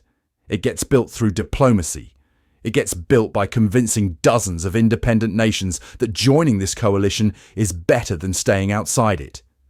The Ancient Kingdom grew powerful because people wanted to be part of it, because the benefits of membership outweighed the costs, because Joy Boy and his predecessors were building something that seemed worth building. Now ask yourself where the 20 kings came from. Were they rulers of nations that had never been part of the Ancient Kingdom's alliance? Were they outsiders who looked at this global coalition and decided to destroy it for their own benefit? That does not match what we see in the aftermath. The 20 kings became the celestial dragons. They moved to Mariéjois. They established themselves as the supreme rulers of a new world order. That is not how you behave after defeating an external enemy. That is how you behave after staging a coup. The 20 kings were inside the Ancient Kingdom's alliance. They were part of the coalition. Their nations were members of the global network that Joy Boy had built or inherited. And at some point, for reasons we can only speculate about, they decided that they would rather rule than participate. They decided that the ancient weapons were too powerful to be controlled by a council, that the ability to reshape geography should belong to a select few rather than being used for the benefit of everyone. They decided, in short, to betray everything the Ancient Kingdom stood for. Chapter 10, 84. Through 1086 gives us the strongest evidence for this interpretation through the Nefertari family's story. Queen Lily was one of the 20 rulers who participated in the founding of the world government. She was there. She was part of it. She was supposed to ascend to Mariéjois and become a celestial dragon alongside the other 19 families, and she vanished. She disappeared completely, leaving behind only a letter that Imu has kept for 800 years, and that got Cobra killed for asking about. Why would Lily vanish? If the 20 kings were simply the victors of a war against an external enemy, if they were heroes who had liberated the world from a dangerous tyrant, there would be no reason for one of them to disappear. There would be no reason for her letter to be dangerous. There would be no reason for Imu to keep that letter hidden for 8 centuries while simultaneously being willing to murder anyone who mentions it. The only explanation that fits the evidence is that Lily knew something about what the 20 kings had actually done, and she either could not live with it or tried to do something about it. Here is my reconstruction of year 1 of the Void Century, and I want to be clear that this is speculation, this is cockery, this is me connecting dots that Oda has scattered across decades of manga. But it is speculation that fits every piece of canonical evidence we have examined. The Ancient Kingdoms Alliance was at its peak. Dozens of nations were part of the coalition. The ancient weapons existed and were being used for terraforming, for construction, for building a world where the seas could be traveled freely and civilizations could connect with each other across vast distances. Joy Boy, or whoever held that title at the time, was the leader of this alliance, the figure who represented its ideals and directed its efforts. And within the alliance there was disagreement. Not everyone was happy with how the ancient kingdom operated. Not every ruler believed that the ancient weapons should be used for collective benefit rather than national advantage. Not every king was comfortable with the idea of a global order that might limit their own power within their own borders. The alliance held together because the benefits outweighed the costs, but there were always factions, always tensions, always rulers who thought maybe we could do this better if we were in charge instead. The 20 kings were that faction. They were the rulers who looked at the ancient weapons and saw not tools for building a better world, but tools for establishing permanent dominance. They were the ambitious ones, the power-hungry ones, the ones who chafed under a system where their authority was balanced by membership in a larger coalition. And at some point, they started talking to each other. At some point, they started planning. At some point, they decided that the ancient kingdom had to fall and that they would be the ones to push it. The betrayal was not a single moment. It was a process, a slow gathering of conspirators, a careful cultivation of grievances, a gradual convincing of allies that the ancient kingdom's leadership was dangerous, that Joy Boy could not be trusted with the ancient weapons, that the only way to ensure peace and stability was to remove the current order and replace it with something new. The 20 kings did not start the Void Century with a declaration of war. They started it with a whisper campaign. They started it with doubt. By the time Joy Boy realized what was happening, by the time the ancient kingdom understood that enemies were hiding inside its own alliance, it was too late. The coalition was already fracturing. Nations that had been loyal for generations were suddenly uncertain. Rulers who had been friends were suddenly asking difficult questions about whether the ancient weapons were really safe in their current hands. The war that followed was not a war of conquest. It was a civil war. It was the ancient kingdom tearing itself apart because 20 of its own members had decided that destruction was preferable to sharing power. This is why the Void Century had to be erased. Not because the truth would make the world government look bad in some abstract sense, but because the truth would reveal that the founders were traitors. The truth would reveal that the noble alliance of 20 kings was actually a conspiracy of 20 backstabbers who destroyed the greatest civilization in history because they wanted to be gods instead of partners. The Void Century began with betrayal. Everything else, all the war and death and destruction that followed, was just the consequence of that original sin. So the Void Century began with 20 rulers betraying the alliance they had sworn to uphold. And the war that followed was a civil war that tore apart a global coalition from the inside. But if that is true, if the ancient kingdom was brought down by traitors within its own ranks, then we need to ask who remained loyal. We need to ask who stayed with Joy Boy even as the alliance crumbled. We need to talk about the mysterious initial that has haunted this series since Chapter 1. The letter that makes Imu reach for sharp objects and the 5 elders speak in hushed tones. We need to talk about the D. The Will of D is one of the oldest mysteries in One Piece. Monkey D. Luffy, Gold D. Roger, Portgas, D. Ace, Trafalgar D. Waterloo, Marshall D. Teach. The initial appears in the names of some of the most significant characters in the entire story. Characters who seem to share certain traits despite having no apparent blood relationship or common ancestry. They smile at death. They challenge the established order. They carry a weight that even they do not fully understand, a destiny that connects them to events 800 years in the past. And the world government, specifically Imu and the Five Elders, seems to regard the D with a mixture of fear and hatred that goes beyond any rational political calculation. Chapter 7, 64, the Dressrosa flashback focusing on Trafalgar Law, gives us one of the most important pieces of information about the D we have ever received. Don Quixote Rocinante, Corazon, explains to the young Law that the D is considered the enemy of the gods. The celestial dragons, the self-proclaimed gods of the One Piece world, have apparently been taught from childhood that anyone bearing the D in their name is a natural enemy, someone to be feared and destroyed. This is not normal political opposition. This is not the world government being cautious about potential rebels. This is a theological hatred, a cosmic enmity that has persisted for 800 years across countless generations. Why would the celestial dragons, descendants of the 20 kings who founded the world government, hate a single letter with such intensity? The answer, I believe, is that the D represents everything they betrayed. The D was not just a family or a bloodline. The D was a class, a caste, a category of people who served a specific function within the Ancient Kingdom's alliance and who remained loyal to that alliance even as everything fell apart. Here is my theory, and I want to be clear that this is speculation built on canonical fragments, but I think the evidence strongly supports it. The D were the administrators of the Ancient Kingdom, not rulers, not warriors, not common citizens. Administrators. The people who actually made the global alliance function on a day-to-day basis. The bureaucrats, the diplomats, the priests, the teachers, the network of individuals who traveled between nations and maintained the connections that held the coalition together. The D were the human infrastructure of Joy Boy's world. Think about what we know about D carriers in the present day. They come from all over the world. Luffy is from the East Blue. Roger was from somewhere in the Grand Line. Law is from the North Blue.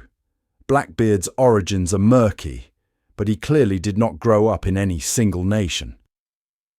The D are scattered across the globe, appearing in families that have no obvious connection to each other, in nations that have no shared history, in bloodlines that seem completely unrelated. That is not how a family works.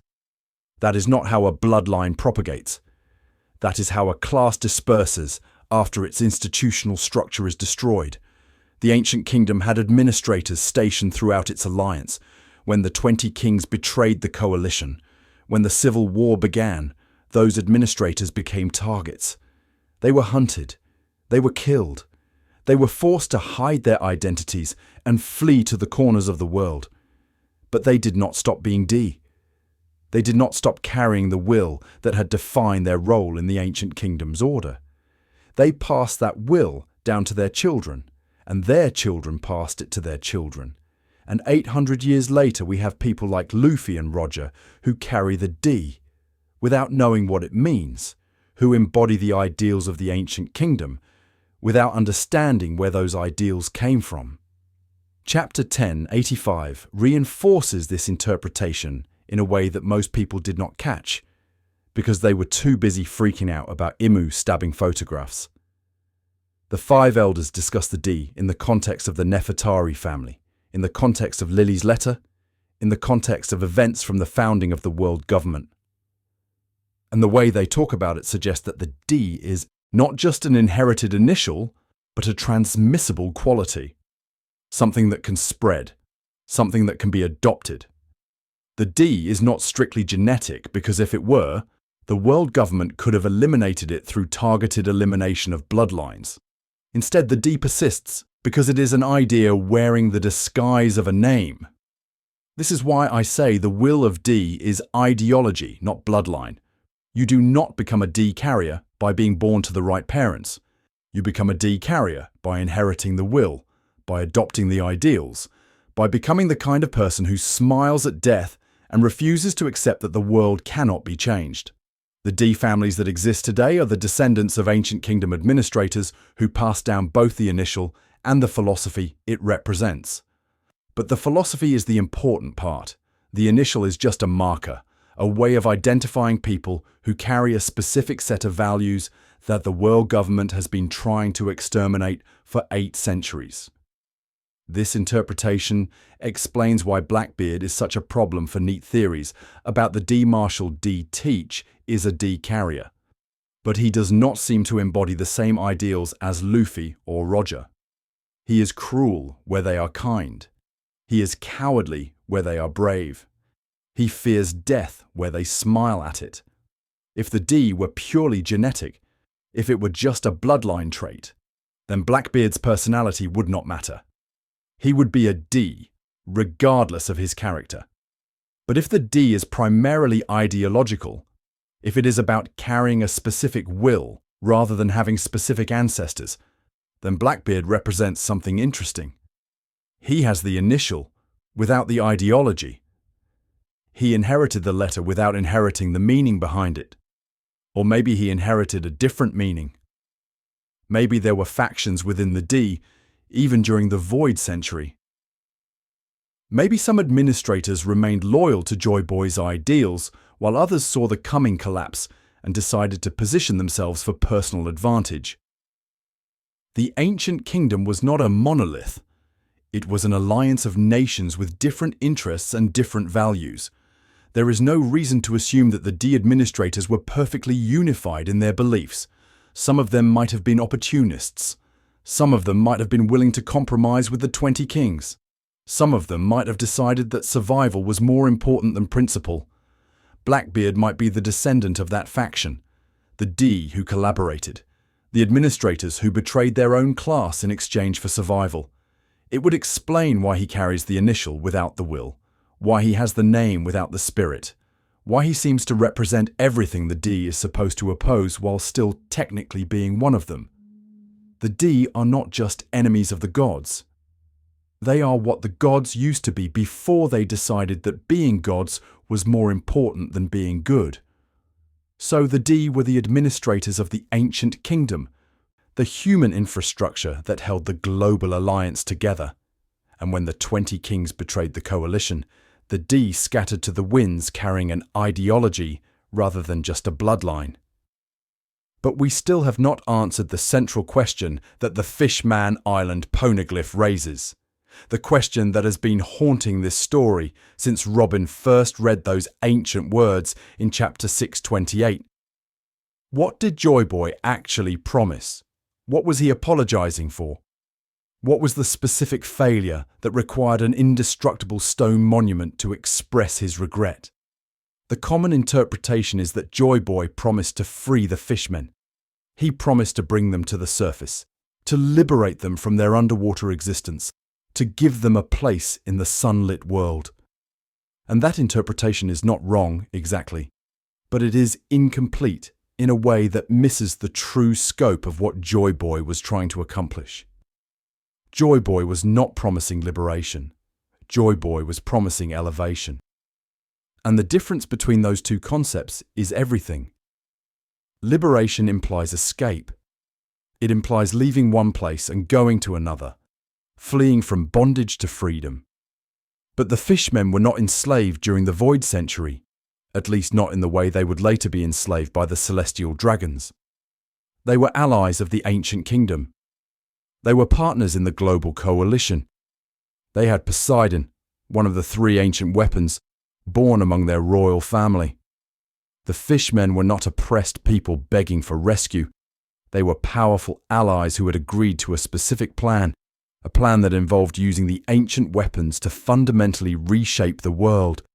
The plan was elevation, literal, physical elevation. Joy Boy was going to raise Fishman Island from the bottom of the ocean to the surface, not by having the fishmen swim up and find somewhere new to live, not by building them boats or creating artificial islands, by using the ancient weapons to alter the geography of the planet, to raise the seafloor itself, to bring the fishmen's home into the light without requiring them to abandon everything they had built. This is where Noah comes in. And I need you to understand that Noah is not just a big boat. Noah is a key. Noah is a mechanism. Noah is the tool that was supposed to make the elevation possible. And understanding what Noah was designed to do changes everything about how we interpret Joy Boy's failure. Chapter 6. 28 shows us Noah sitting on the ocean floor near Fishman Island, a ship so massive that it dwarfs everything around it. The Sea Kings speak about Noah with reverence. They talk about its purpose, about the day when it will finally be used, about their role in pulling it to a destination that has been waiting for 800 years. But here is the detail that everyone misses, because they are focused on the spectacle of a giant ship being pulled by giant fish. Noah is empty. Noah was designed to carry the fishmen during the elevation. It was supposed to be their transport, their protection, their vessel during the transition from ocean floor to surface. And it has been sitting unused for 8 centuries because the elevation never happened. Joy Boy's promise was not vague or symbolic. It was a specific, concrete plan. Step 1, the mermaid princess with the power of Poseidon would command the Sea Kings. Step 2, the Sea Kings would pull Noah to a specific location. Step 3, something involving the other ancient weapons would raise Fishman Island to the surface.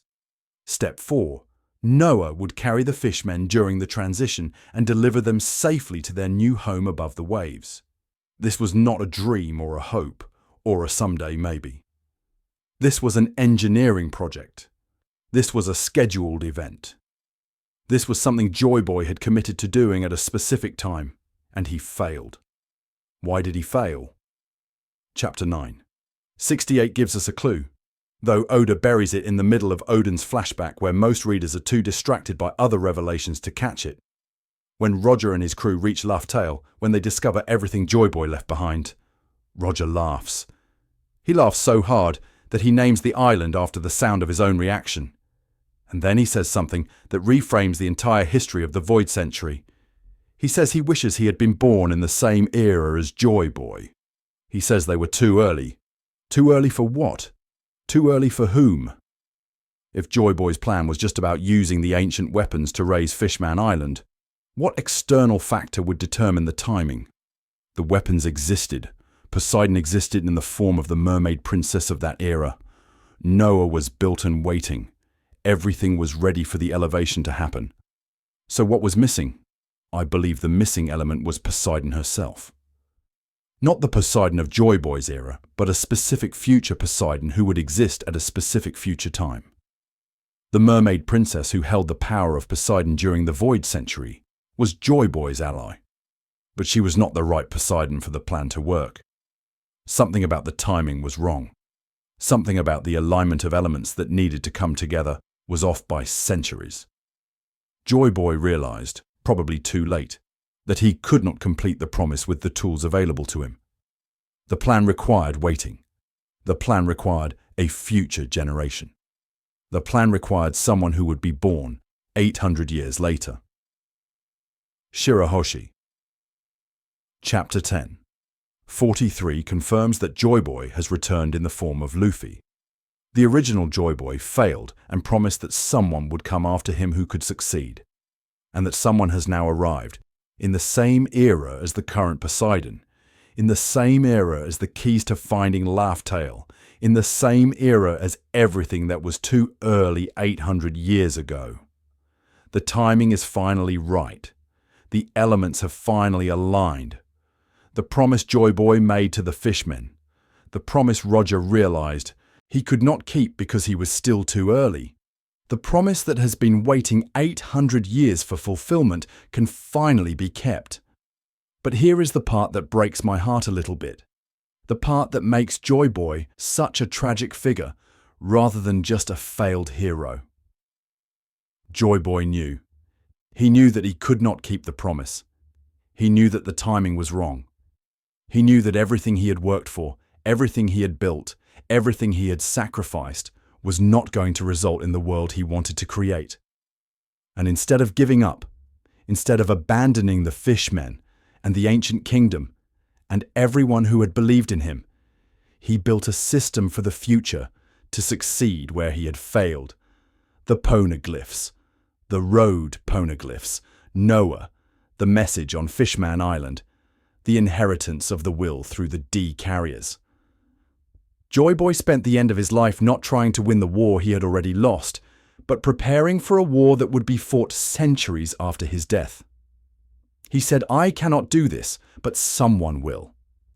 I cannot keep this promise, but someone will. The dawn I wanted to bring will not come in my lifetime, but it will come." That is what the apology on the Poneglyph really means. Joy Boy was not apologizing for failure. He was apologizing for leaving unfinished business. He was apologizing for making the fishmen wait another 800 years for a promise that should have been kept in their lifetimes. So Joy Boy's promise was to physically elevate Fishman Island to the surface using the ancient weapons, and that promise failed because the timing was wrong, because the specific Poseidon required for the plan had not yet been born. But this raises an obvious question that I do not think we spend enough time thinking about. Why is Fishman Island at the bottom of the ocean in the first place? Why do the fishmen live 10,000 meters below sea level, in a location so deep and so dangerous that reaching it requires either coating your ship in bubble resin or being physically capable of surviving pressure that would crush a normal human? That is not a natural place for a civilization to develop. That is not where you would choose to build a kingdom if you had any other option, unless you did not have another option. Unless something happened that forced an entire civilization to the bottom of the sea. Unless the reason Fishman Island is where it is has nothing to do with choice and everything to do with what the 20 kings built on top of them. The red line. I have mentioned the red line several times throughout this video, always with the implication that it is not natural, that it was constructed rather than formed through geological processes. Now it is time to actually make that case, to lay out the evidence that the single largest geographical feature in the One Piece world is an artificial structure built during or immediately after the Void Century, for the explicit purpose of dividing the world and imprisoning the remnants of the ancient kingdom. Chapter 10. 66 begins Vegapunk's broadcast, the message he recorded before his death, to be transmitted to the entire world. In this broadcast, Vegapunk makes several claims about the Void Century that the world government desperately tried to suppress. He talks about the sea level rising. He talks about a great war that reshaped the planet.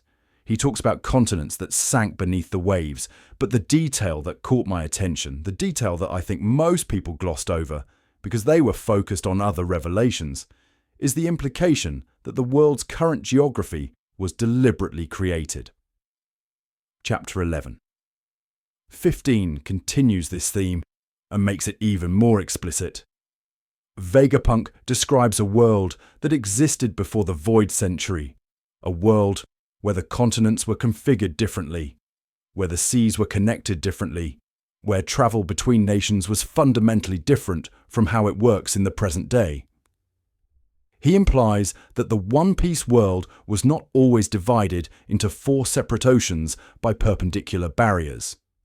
He implies that the Grand Line, the Calm Belts, and yes, the Red Line are all features that came into existence as a result of events during the Void Century. Now, Vegapunk does not explicitly say the Red Line was built.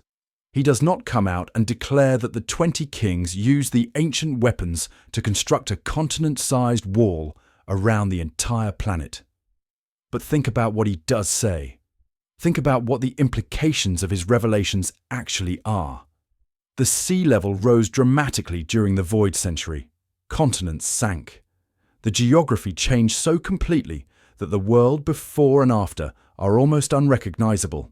If you were a civilization that had just won a war against an enemy with terraforming technology, if you had captured or seized the ancient weapons, if you wanted to ensure that no one could ever rebuild the global alliance you had just destroyed, what would you do? You would divide the world. You would create barriers that made travel between regions difficult or impossible. You would isolate nations from each other so that they could never again form the kind of coalition that had threatened your power. You would build walls. The red line is not a natural formation. It cannot be. Look at a map of the One Piece world and actually think about what you are seeing. A single continuous landmass that circles the entire planet, intersecting with another linear feature, the Grand Line, at exactly 2 points. Reverse Mountain and the other side, wherever that is. The geometry is too perfect. The symmetry is too precise. Natural geological processes do not create world-spanning walls that divide oceans into neat quarters. Natural geological processes create messy, irregular coastlines and scattered continents and the kind of chaotic geography we see in the real world. The red line looks designed because it was designed. And here is where Reverse Mountain becomes critically important. Reverse Mountain is the one place where the 4 seas actually connect. The one gap in the red line where water flows upward from all 4 directions and then down into the Grand Line. It is the only entry point to the Grand Line for anyone who does not have the technology or the strength to cross the calm belts. And it is an absurd geographical feature. Water does not flow uphill. Mountains do not have rivers running up their sides from 4 different directions simultaneously. Reverse Mountain violates basic physics in a way that even One Piece's flexible relationship with reality cannot fully justify. Unless Reverse Mountain is a scar. Unless it is the point where 2 massive structures were fused together. Unless the reason water flows upward is because the mountain was constructed from pieces that did not originally fit together, creating channels and gaps that the ocean exploits in ways that would be impossible in natural terrain. I believe the red line was built using Pluton. We established earlier that Pluton is likely a terraforming tool rather than a simple weapon of destruction, a device capable of reshaping landmasses on a continental scale. The 20 Kings seized Pluton during or after the Void Century. They had the technology to move continents, to raise seafloors, to create mountains where none had existed before. And they used that technology to build a wall around the entire world, a wall that would divide the oceans, isolate the nations, and prevent any future alliance from threatening their power. The ancient kingdom's capital, if my earlier theory is correct, was located where the red line now stands. When the 20 Kings built the red line, they did not just create a barrier, they buried the evidence of what they had destroyed. They raised a monument to their victory on top of the ruins of their enemy, ensuring that no one would ever find the remains of the civilization they had erased. Fishman Island exists at the bottom of the red line because the fishmen were allies of the ancient kingdom, and when the red line was raised, they were pushed down. They were not drowned thanks to their ability to breathe underwater, but they were imprisoned, trapped beneath the very structure that commemorated their defeat. This is why Joy Boy's promise matters so much.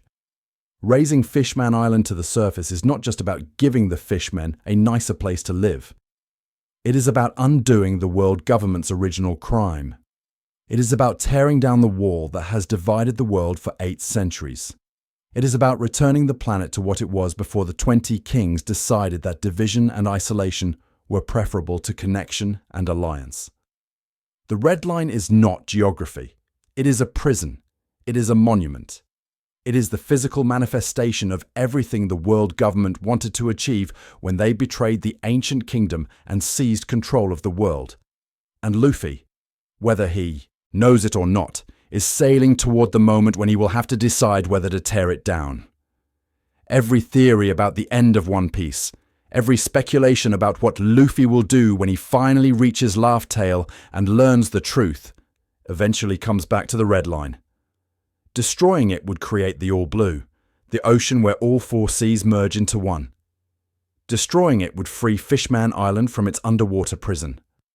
Destroying it would undo 800 years of engineered division and restore the world to something like what it was before the Void Century. The red line is not just an obstacle. It is the enemy. It has been the enemy since Chapter 1. We just did not know it yet. So the red line was built as a prison. The ancient kingdom's capital lies buried beneath it, and the entire geography of the One Piece world is a monument to the world government's victory in a war they started through betrayal. But there is one more piece of this puzzle that we need to address before we can move into the final saga of this analysis. One more lie that sits at the very heart of everything the world government claims to represent. The empty throne, the symbol of collective governance, the seat of power that no one is supposed to occupy. The biggest, most obvious, most audacious lie in the entire One Piece universe. We touched on this earlier when discussing the founding myth of the 20 Kings, but now we need to go deeper. Now we need to talk about who Imu actually is, where they came from, and why their existence represents not just a political scandal, but a fundamental revelation about how the world government was created in the first place. Chapter 9. 06 introduces us to the empty throne through the Reverie arc. The 5 elders, the highest known authority in the world government, bring the assembled kings and queens of the member nations to Pangaea Castle to show them the symbol of their collective governance. There sits the empty throne, surrounded by the weapons of the 20 founding kings, a monument to the idea that no single ruler should ever dominate the world again. The representatives are told that this throne has remained empty for 800 years, that it represents the equality of all nations under the world government, that the system they participate in is fundamentally democratic in its structure, even if the celestial dragons have certain privileges. This is, of course, a lie. We learn this 2 chapters later in chapter 908 when we see a figure sitting on the empty throne, a figure that the 5 elders kneel before, a figure whose very existence contradicts everything the world government publicly claims about itself, Imu. A name that most of the world does not know. A ruler that most of the world does not believe exists. A shadow king who has been sitting on the throne that is supposed to be empty for 800 years, while the rest of the world believes they live under a collective government. But here is what I think most analyses of Imu get wrong. They treat Imu as a secret, as something the world government hides because having a king would be embarrassing or politically inconvenient. They treat the empty throne lie as a public relations strategy, a way of maintaining legitimacy with member nations who might object to being ruled by a monarch. That interpretation is not entirely wrong, but it misses the deeper significance of what Imu represents. Imu is not a secret king who took over after the world government was established. Imu is the original betrayer. Imu is the person who orchestrated the entire Void Century War. Imu is, if my theory is correct, the 21st king, the one who was supposed to sit on the throne openly, the one whose existence was supposed to be public knowledge, the one who changed the plan at the last moment and decided that ruling from the shadows was safer than ruling in the light. Think about the logic of the founding myth. 20 kings came together to defeat a great evil. 20 kings agreed to establish a new world order. 20 kings swore that none of them would ever claim supreme power. And to symbolize this oath, they created a throne that would remain forever empty. But why would 20 kings agree to that? Why would 20 ambitious rulers, 20 people who had just won a war and seized control of the world, voluntarily give up the chance to rule? What would motivate them to create a collective government when they could have simply installed one of themselves as emperor? The answer is that they did not agree to it voluntarily. They agreed to it because someone made them agree to it. Someone with enough power, enough leverage, enough control over the situation that the other 19 kings had no choice but to accept their terms. Someone who said, "We will rule together, but I will rule above you, and you will never tell anyone that I exist." Imu was not one of the 20 kings. Imu was above the 20 kings. Imu was the coordinator, the mastermind, the person who brought the conspiracy together and directed the war against the ancient kingdom. And when the war was won, when the time came to establish the new order, Imu decided that public power was too dangerous. A visible ruler could be challenged, could be assassinated, could become the target of the same kind of betrayal that had brought down the ancient kingdom. A shadow ruler, a figure that no one knew existed, could never be challenged because you cannot rebel against someone you do not believe is real. The empty throne was not a symbol of collective governance. It was a decoy. It was a misdirection, a way of making the world believe that power was distributed, when in reality it was more concentrated than ever. The 20 kings became the celestial dragons, the visible aristocracy, the targets of resentment and hatred from everyone who suffered under the world government's rule. And behind them, invisible and untouchable, sat Imu, letting the celestial dragons absorb all the anger, letting the 5 elders handle all the difficult decisions, ruling without ever being seen to rule. This is why the Nefertari family refused to ascend to Maria-Joie. Queen Lily knew about Imu. She was part of the founding coalition. She sat in the meetings where the new order was designed. And she saw what Imu really was. She saw that the collective governance was a fiction, that the equality of the 20 kings was a performance, that everyone who ascended to Maria-Joie would become a puppet of a shadow ruler who would never be held accountable for anything. And she could not do it. She could not participate in a lie that fundamental, a deception that complete. Lily's letter, the letter that Imu has kept for 800 years, the letter that got Cobra killed for asking about, probably contains the truth about Imu's role in the founding. It probably explains what really happened during those final days of the Void Century, when the war was ending and the new order was being established. It probably names Imu directly, describes their power, details the arrangement that made the other 19 kings agree to serve a shadow ruler while pretending to be equals. That letter is not just dangerous because it reveals that the empty throne is occupied. It is dangerous because it reveals that the occupation was the plan from the beginning. The world government was never a collective. It was always a monarchy. The 20 kings were never equals. They were always subjects of a ruler they had sworn to keep secret. And Lily, the one member of the founding coalition who refused to participate, has been erased from history because her existence proves that someone knew the truth 800 years ago and tried to do something about it. This is the final piece of the Void Century puzzle. The betrayal was not just about seizing power from the ancient kingdom. It was about seizing power from everyone. The 20 kings thought they were founding an oligarchy, a system where they would rule together as the highest class in a new world order. Instead, they founded a hidden monarchy and made themselves the servants of a ruler who has been sitting on that empty throne for 800 years, watching, waiting, and eliminating anyone who gets too close to the truth. Imu is not hiding because having a king is embarrassing. Imu is hiding because being found would reveal that the entire 800-year history of the world government is based on a lie told to the very people who thought they were in charge.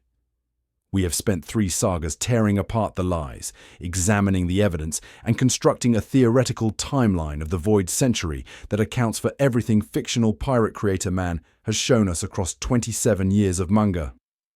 We have established that the world government was founded through betrayal, that the ancient kingdom was a global alliance destroyed from within, that Joy Boy failed not because he was weak, but because he was early, and that Imu has been sitting on a throne of lies for 800 years while the rest of the world believes in a collective government that never existed.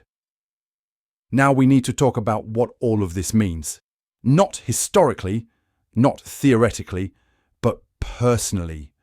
We need to talk about what the Void Century means for the characters we actually care about, for the story we have been following since Chapter 1, for the straw hat-wearing rubber boy who has somehow become the inheritor of a promise made 8 centuries before he was born. We need to talk about the will of D as a job rather than a destiny. In Section 12, I argued that the D-carriers were the administrators of the ancient kingdom, a class of people who held the alliance together and who scattered across the world when everything fell apart. That interpretation explains the distribution of D-carriers across different nations and bloodlines. But it does not explain why the D persists. It does not explain why, 800 years after the ancient kingdom's destruction, people are still being born with this initial in their names, still carrying a will they do not understand, toward a goal they cannot articulate. If the D were just the descendants of scattered administrators, the initial would have faded by now. It would have become a historical curiosity, a family name with interesting origins, not a cosmic marker that makes immortal shadow rulers reach for weapons. The D persists because it is not just an inheritance. It is a mission. It is an unfinished task that passes from generation to generation, seeking someone who can finally complete it. The will of D is not destiny in the sense that D carriers are fated to do specific things. It is destiny in the sense that D carriers are unconsciously working toward the same goal, lifetime after lifetime, until someone finally succeeds. Chapter 5. 76 gives us the clearest articulation of this idea through Whitebeard's death speech. The final words of a man who understood the truth of the world, even if he never sought to change it directly. Standing on the battlefield of Marineford, dying from wounds that would have killed any normal person 100 times over, Whitebeard declares that the One Piece is real. But more importantly, he declares that someone will come who will challenge the world to a fight, who will carry the centuries of history on their back, who will finally answer the question that Roger and Joy Boy and everyone else left unanswered. He says that when the One Piece is found, the world will be turned upside down. Whitebeard is not just making a prediction about future events. He is describing a mechanism. He is explaining how the will of D actually works. Someone will come. Not might come. Not could come. Will come. The language is certain because the outcome is certain. The will of D guarantees that someone will eventually succeed because the will keeps being inherited until success happens. Roger carried the will but was too early. Joy Boy carried the will but chose not to win at an unacceptable cost. Ace carried the will but died before he could fulfill it. The mission keeps being passed down, keeps finding new carriers, keeps pushing toward completion through whatever vessel is available. Chapter 10. 85 reinforces this interpretation through the Five Elders' discussion of the D and their fear of what it represents. They do not talk about the D like a bloodline that can be eliminated through sufficient violence. They talk about it like a force that cannot be stopped, only delayed. They talk about it like something that will keep coming back, no matter how many individual carriers they kill. Because that is exactly what the D is. It is the ancient kingdom's final weapon. It is the insurgent will that was designed to outlast any regime, any suppression, any amount of time. The Poneglyphs were built to preserve information. The D was built to preserve intention. Think about what that means in practical terms. Every D carrier who has ever lived has been unconsciously working toward Joy Boy's original goal. Not because they knew about Joy Boy, not because they understood the Void Century, but because the will they inherited pushed them in that direction regardless of their conscious understanding. Roger became the Pirate King and reached Laugh Tale because the will drove him there. Luffy set out to become the Pirate King and is currently sailing toward the same destination because the same will drives him. They did not choose these goals in a vacuum. They chose them because something inside them, something inherited from 800 years of accumulated intention, pointed them toward the completion of an unfinished mission. This is why Blackbeard is so dangerous. In Section 12, I speculated that Blackbeard might be the descendant of a D faction that collaborated with the 20 Kings, that he carries the initial without the ideology. But there is another possibility that is equally disturbing. What if Blackbeard carries the will correctly, but the will has become corrupted over 800 years of iteration? What if the mission has mutated, changed, evolved into something that Joy Boy would not recognize? The will seeks completion, but completion of what? If the goal has been subtly altered across hundreds of generations, if the intention has drifted from liberation to domination, then Blackbeard might be the will of D, working exactly as designed toward a goal that no longer resembles the original. Chapter 11-16, Vegapunk's broadcast, adds another layer to this understanding. Vegapunk explicitly connects the D to the ancient kingdom and to the coming upheaval. He says that someone will come, that the truth will be revealed, that the world will have to make a choice about what kind of future it wants.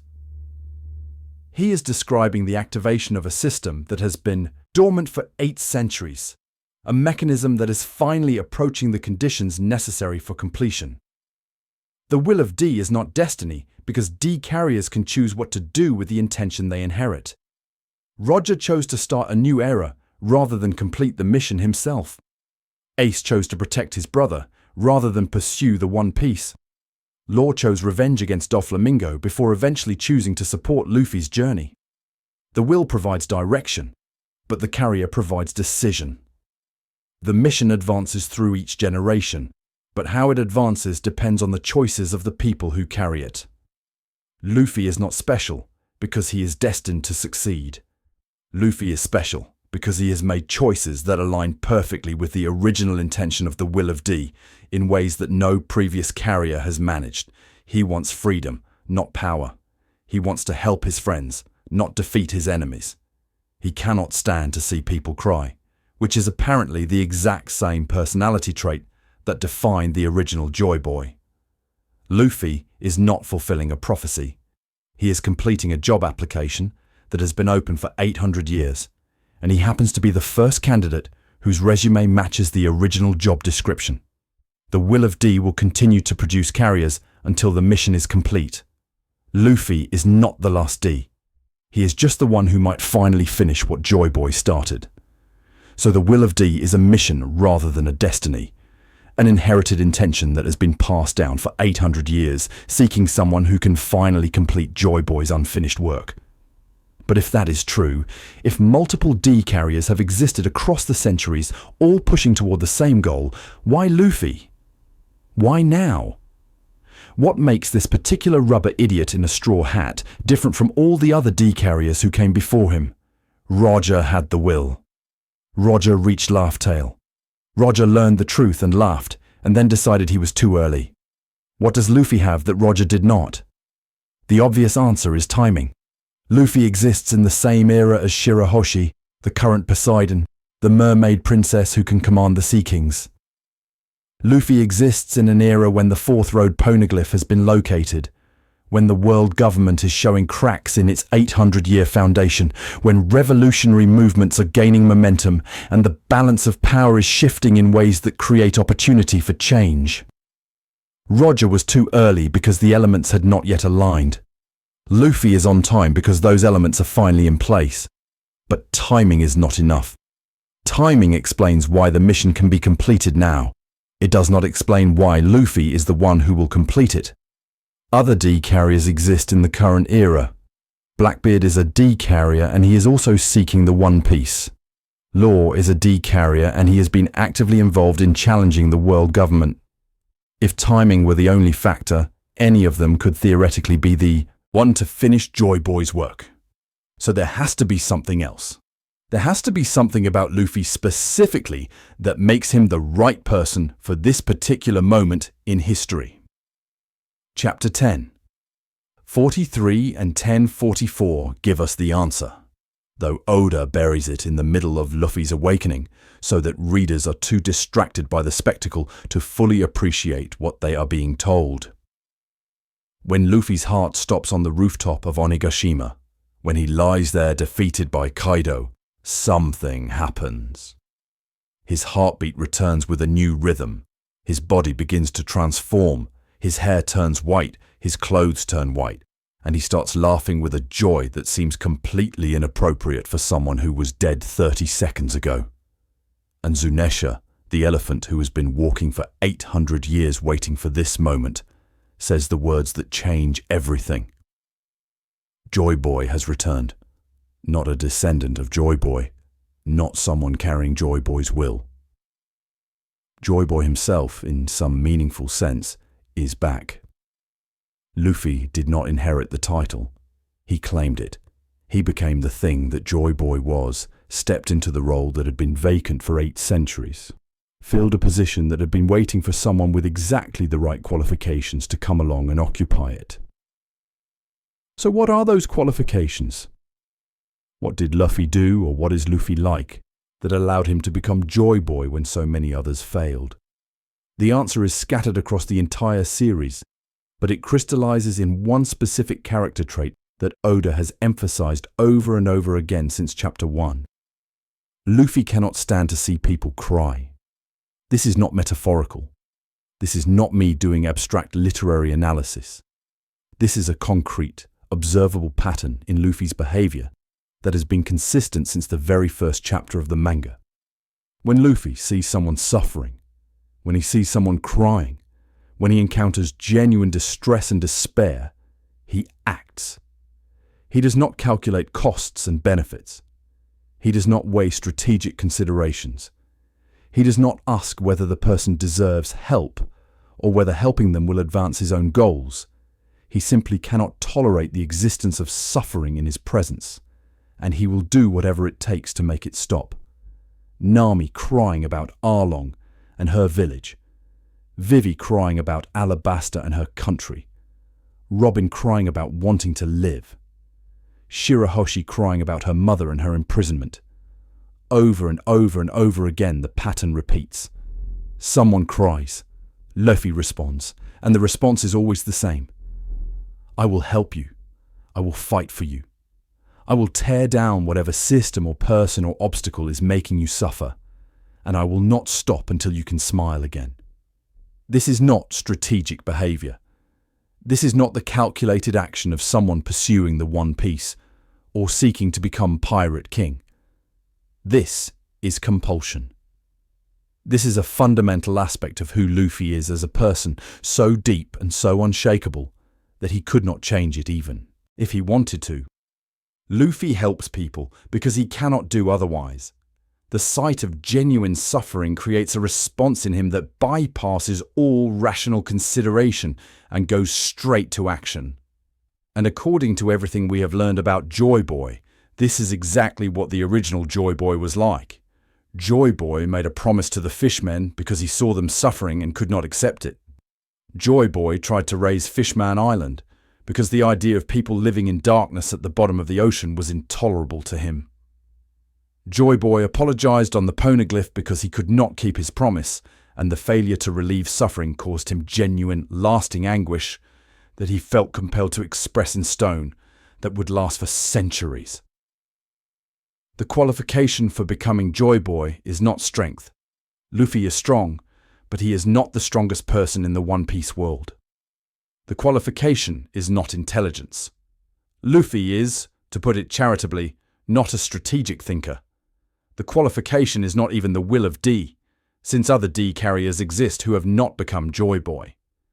The qualification is a specific type of personality, a specific way of relating to the suffering of others, a specific inability to accept that people should be sad when he has the power to make them happy. Roger reached Laugh Tale and laughed because he understood the joke. He understood that Joy Boy had been waiting for someone exactly like him to come along, someone who could not tolerate suffering, someone who would fight against injustice not for profit or glory, but because injustice made people cry, and crying, people made him want to punch things. Roger laughed because he realized he was almost the right person, almost the one who could fulfill the promise, almost Joy Boy. But he was too early. The Poseidon of his era was not the right Poseidon. The elements were not aligned, and maybe, just maybe, Roger himself was not quite right either. Maybe Roger could tolerate certain kinds of suffering in ways that the real Joy Boy could not. Maybe Roger's willingness to start a new era, rather than complete the mission himself, was a sign that he was close, but not quite there. Luffy is there. Luffy is exactly there. Luffy is the kind of person who declared war on the entire world government because his friend said she wanted to live. Luffy is the kind of person who punched a celestial dragon in the face because he made someone cry. Luffy is the kind of person who has never, not once in over 1,000 chapters, accepted that someone should suffer when he could do something about it. This is why Luffy is the one. Not because of prophecy, not because of bloodline, not because of his devil fruit, though the Nika fruit certainly helps. Luffy is the one because he is the first person in 800 years who is exactly like Joy Boy. Same priorities, same values, Same fundamental inability to accept a world where people are sad when they could be happy. Joy Boy has been waiting for Luffy since the day he died. He just did not know Luffy's name. So Luffy is the one because he has the exact personality Joy Boy had, the exact inability to accept suffering, the exact compulsion to help people regardless of cost or consequence. But being the right person is only half of the equation. Luffy still has to get to Laugh Tale. He still has to find the One Piece. He still has to learn what Joy Boy left behind and understand what completing the mission actually requires. And that means he has to find all 4 road poneglyphs, decode them, plot the coordinates, and sail to an island that only 2 crews in history have ever reached. 3 of the road poneglyphs have been located. The Straw Hats have copies of the inscriptions from Zoo, from Whole Cake Island, and from Wano. These 3 stones have been accounted for, their coordinates recorded, their piece of the puzzle secured. But the 4th road poneglyph has been missing for decades. Its location is unknown. Its contents are uncertain. And I believe, based on everything we have established about how the ancient kingdom designed their information preservation system, that the 4th road poneglyph contains something more than just coordinates. Chapter 8. 18 introduces the road poneglyph concept during the Zoo arc. Inuarashi and Nekomamushi explain to the Straw Hats that there are 4 special poneglyphs, red in color, each containing a single coordinate. When all 4 coordinates are combined, they create an intersection point that marks the location of Laugh Tale. This is presented as a treasure map, a puzzle that requires collecting 4 pieces to find the final destination. And on the surface, that is exactly what it is. 4 stones, 4 coordinates, 1 island. But think about what we have learned about how the ancient kingdom operated. They built the poneglyphs to preserve information across centuries. They designed a system that would outlast any regime, any suppression, any amount of time. They created filters and tests to ensure that only someone worthy would be able to access the final truth. Does it make sense that they would put all of that effort into a system that only reveals a location? Does it make sense that 4 indestructible monuments scattered across the world and guarded for 800 years would contain nothing but latitude and longitude? The 3 road poneglyphs we have seen contain coordinates. That much is confirmed. But the 4th one, the missing one, the one that has been hidden so well that even the world government apparently cannot find it, might contain something else, something more, something that explains why Roger laughed when he reached Laugh Tale and learned the full truth. Here is my theory, and I acknowledge that this is speculation piled on top of speculation, but it fits everything we know about how Oda structures his reveals. The 4th road. Poneglyph does not just contain a coordinate. It contains context. It contains the date and location of Joy Boy's final defeat. It contains the information necessary to understand not just where Laugh Tale is, but why Laugh Tale matters, what Joy Boy was trying to accomplish, and why the timing has to be right for that accomplishment to be possible. Think about Roger's reaction when he reached Laugh Tale. He did not find a treasure and celebrate. He did not find a weapon and prepare for war. He did not find anything that allowed him to act immediately on what he had learned. He laughed. He laughed so hard that he named the island after the sound. And then he said he wished he had been born in the same era as Joy Boy. He said they were too early. Too early for what? If Laugh Tale only contained information about the Void Century, information about the ancient kingdom, information about the world government's crimes, Roger could have acted on that information immediately. He could have broadcast it to the world. He could have started a war to tear down the system. He could have done something other than laugh and leave and go die on an execution platform. The fact that Roger did not act, the fact that he specifically said the timing was wrong, means that whatever he learned at Laugh Tale came with conditions, requirements, a timeline that had not yet been reached. The 4th road poneglyph, I believe, contains that timeline. It contains the prophecy or calculation or prediction that Joy Boy made about when the mission could finally be completed. It explains that certain conditions have to be met, certain elements have to align, certain people have to exist before Joy Boy's plan can be executed. And Roger, standing at Laugh-Tale with all of this information in front of him, realized that he had arrived too soon. The Poseidon of his era was an old woman named Otto Jaime's grandmother. The revolutionary movements had not yet destabilized the world government. The pieces were not in place. Roger had won the race, but the prize was not ready to be claimed. This interpretation explains why the fourth road Poneglyph is so well hidden compared to the other three. The first three contain coordinates, which are valuable but not inherently dangerous. The fourth contains the key to understanding how to use those coordinates, which makes it infinitely more valuable and infinitely more dangerous. If the world government found the fourth road Poneglyph, they would not just learn where Laugh-Tale is. They would learn when Joy Boy's plan is supposed to come to fruition. They would learn what conditions need to be prevented to stop the mission from ever being completed. They would have a roadmap for how to ensure that no one ever succeeds where Joy Boy failed. Chapter 10. 40 gives us a hint about where the fourth road Poneglyph might be, though Oda is characteristically cagey about the details. The stone that was on Fishman Island is apparently no longer there. It was moved at some point in the last few decades, taken to a location that even the people who should know about it cannot identify. Someone, or something, decided that the fourth road Poneglyph needed to be hidden even more thoroughly than it already was. Someone decided that the time was approaching when people would start seriously looking for it, and they made sure it would not be found easily. My guess, and this is pure speculation based on narrative logic rather than canonical evidence, is that the fourth road Poneglyph is either with Shanks or in the possession of the world government itself. Shanks because he was on Roger's crew, because he has been moving through the story with an agenda that no one fully understands, because he seems to know things about the coming conflict that he should not be able to know.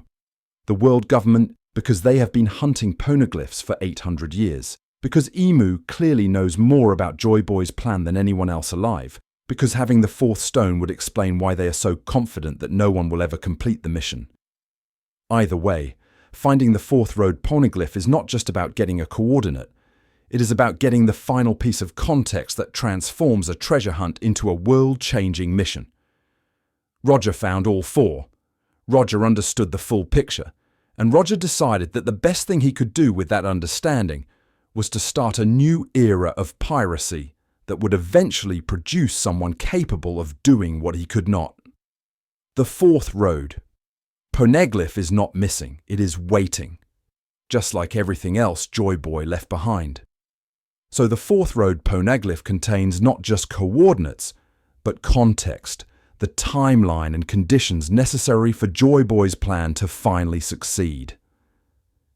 And when Luffy finds it, when he combines all four stones and plots the course to Laugh-Tale, he will arrive at an island where Roger laughed and left something behind that has been waiting for over 20 years to be claimed. Which brings us to the question that has haunted One Piece fans since the very first chapter. What is the One Piece? What did Joy Boy leave behind? What treasure could possibly be worth everything that has been sacrificed to find it? I am going to tell you something that might be disappointing at first, but I need you to stay with me because the implications are anything but disappointing.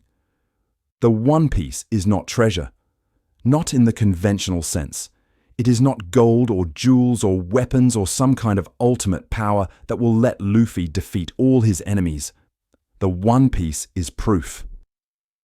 The One Piece is the complete, unaltered, incontrovertible history of the Void Century, preserved by Joy Boy as a final insurance policy against the regime that destroyed everything he built.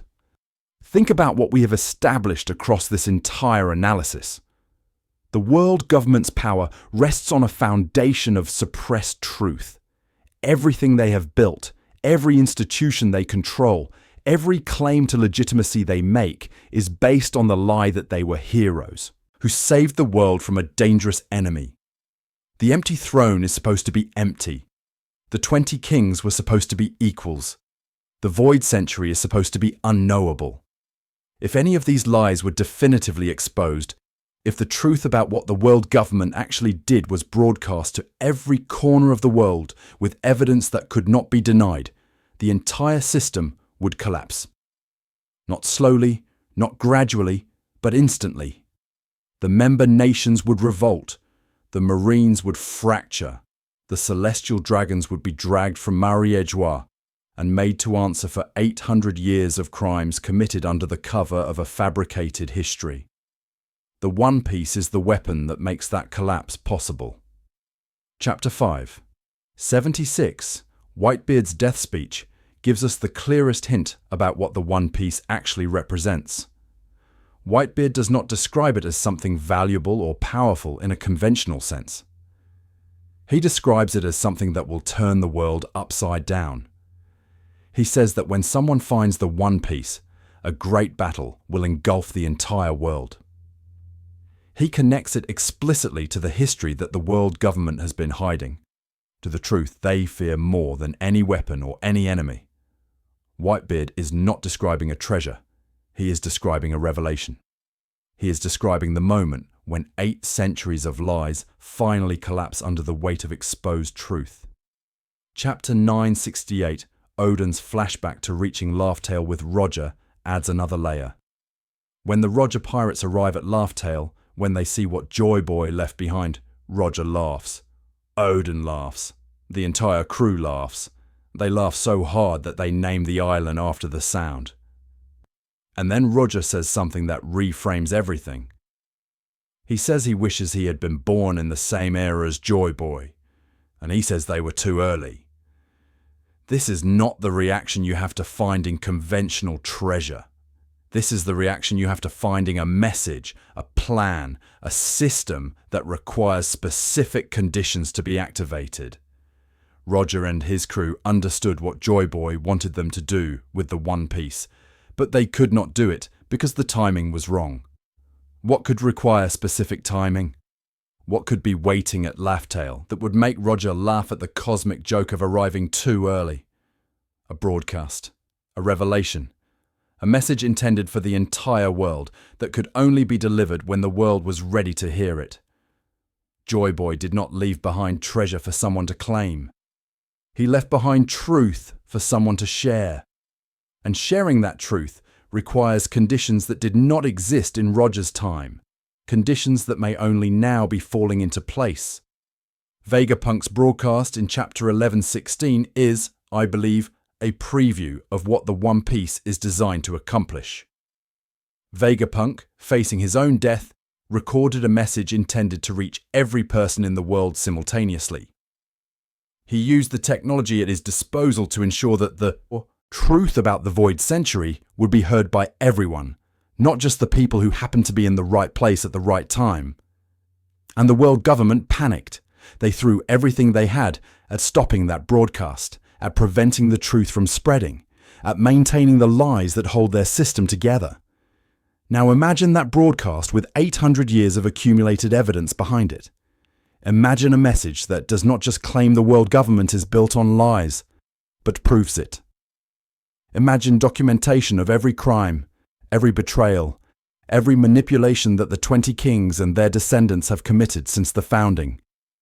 Imagine the full history of the Void Century, told from the perspective of the people who lost, with evidence so comprehensive and so incontrovertible that no amount of propaganda could dismiss it. That is the One Piece. That is what Joy Boy spent his final days creating. That is what has been waiting at Laughtale for someone who could deliver it to a world finally ready to hear it. This interpretation explains why Roger could not use the One Piece, even though he found it. A broadcast revealing the truth about the world government would have caused chaos, but in Roger's era, there was no structure in place to channel that chaos productively. The Revolutionary Army was in its infancy. The Yonko system had not yet stabilized into a balance that could be disrupted. The people who would need to act on the revealed truth were not yet in positions to act. Roger could have started a war by releasing the One Piece, but it would have been a war without direction, chaos without purpose, destruction without the possibility of building something better afterward. Luffy's era is different. The Revolutionary Army has grown into a genuine threat to world government control. The Yonko system is collapsing as old powers fall and new powers rise. The member nations are increasingly dissatisfied with Celestial Dragon rule, as we saw during the Reverie. The conditions for a controlled collapse, for a revolution that could actually succeed rather than just cause destruction, are finally in place. When Luffy finds the One Piece and releases its contents to the world, there will be people ready to act on that information. There will be structures in place to channel the resulting chaos towards something constructive. There will be a chance, for the first time in 800 years, that the truth could lead to actual change rather than just additional suffering. The One Piece is not treasure, because treasure is something you keep. The One Piece is proof, and proof is something you share. Joy Boy's final gift to the future was not wealth or power, or any of the things that the pirates of Luffy's era think they are seeking. It was the truth, preserved in a form that could survive any attempt at suppression, waiting patiently for someone who would understand that the greatest treasure in the world is the ability to destroy, a lie that has enslaved humanity for 8 centuries. Roger laughed because he understood the joke. Joy Boy left behind the most valuable thing in the world, and it has no value at all unless you give it away. And so we arrive at the end. 25,000 words about 800 years of suppressed history, and we have finally reached the part where I have to tell you what I think is actually going to happen. Not what might happen. Not what could theoretically happen if certain conditions are met. What I believe, with every fibre of my obsessive manga-analysing being, Luffy is going to do when he finally learns the truth about the Void Century and claims the One Piece that Joy Boy left behind. Luffy is going to destroy the Red Line. I do not mean this metaphorically. I do not mean he is going to defeat the world government and leave their physical infrastructure intact. I mean Luffy is going to take Pluton, or command Poseidon, or use whatever combination of ancient weapons and awaken devil fruit powers the situation requires, and he is going to demolish the continent-sized wall that has divided the world for 800 years. He is going to tear down the monument that the 20 Kings built on top of Joy Boy's defeat. He is going to shatter the prison that has kept Fishman Island at the bottom of the ocean and kept the 4 seas separated from each other. He is going to do what Joy Boy could not do, what Roger could not do, what no one has been able to do since the Void Century ended. He is going to break the chains. And when the Red Line falls, when that impossible barrier finally crumbles into the ocean, the 4 seas will merge. The Grand Line will no longer be a gauntlet that separates the strong from the weak. The calm belts will no longer be impassable barriers requiring either sea stone or suicidal courage to cross. The world will become one ocean, connected and accessible, the way it was before the 20 Kings decided that division was preferable to unity. The All Blue, the legendary sea where fish from every ocean swim together, the dream that Sanji has carried since childhood, will not be discovered. It will be created. Luffy will create it by destroying the thing that prevented it from existing. This is what Joy Boy wanted. This is what the ancient kingdom was building toward before the betrayal tore everything apart. Not just political freedom, not just the end of Celestial Dragon rule, but a fundamental restructuring of the planet itself. The ancient weapons were terraforming tools because the ancient kingdom's vision required terraforming. They were not trying to conquer the world as it existed. They were trying to rebuild it into something better, something connected, something where no nation could be isolated from any other, and no people could be trapped at the bottom of the ocean because the people at the top had decided they preferred it that way. Fishman Island will rise. Not because Luffy decides to rescue the fishmen as an act of charity, but because raising Fishman Island is an inherent consequence of destroying the Red Line.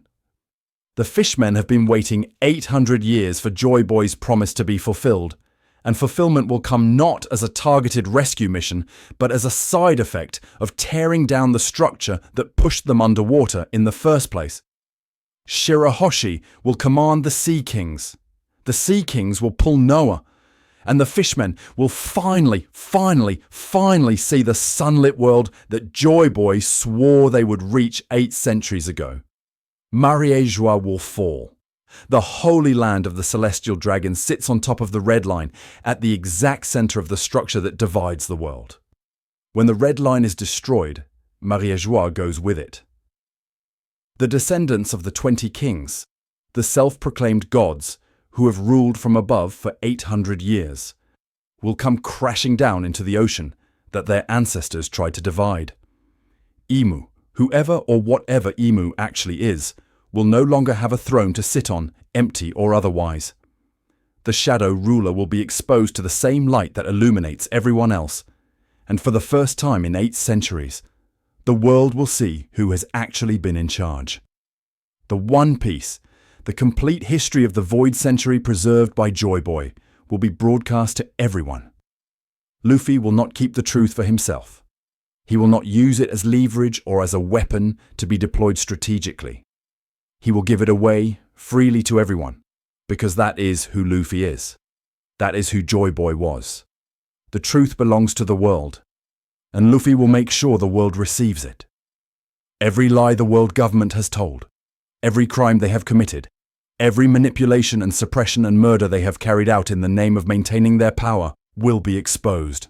And the people of the world, armed with the truth for the first time in 800 years, will have to decide what they want to do with it.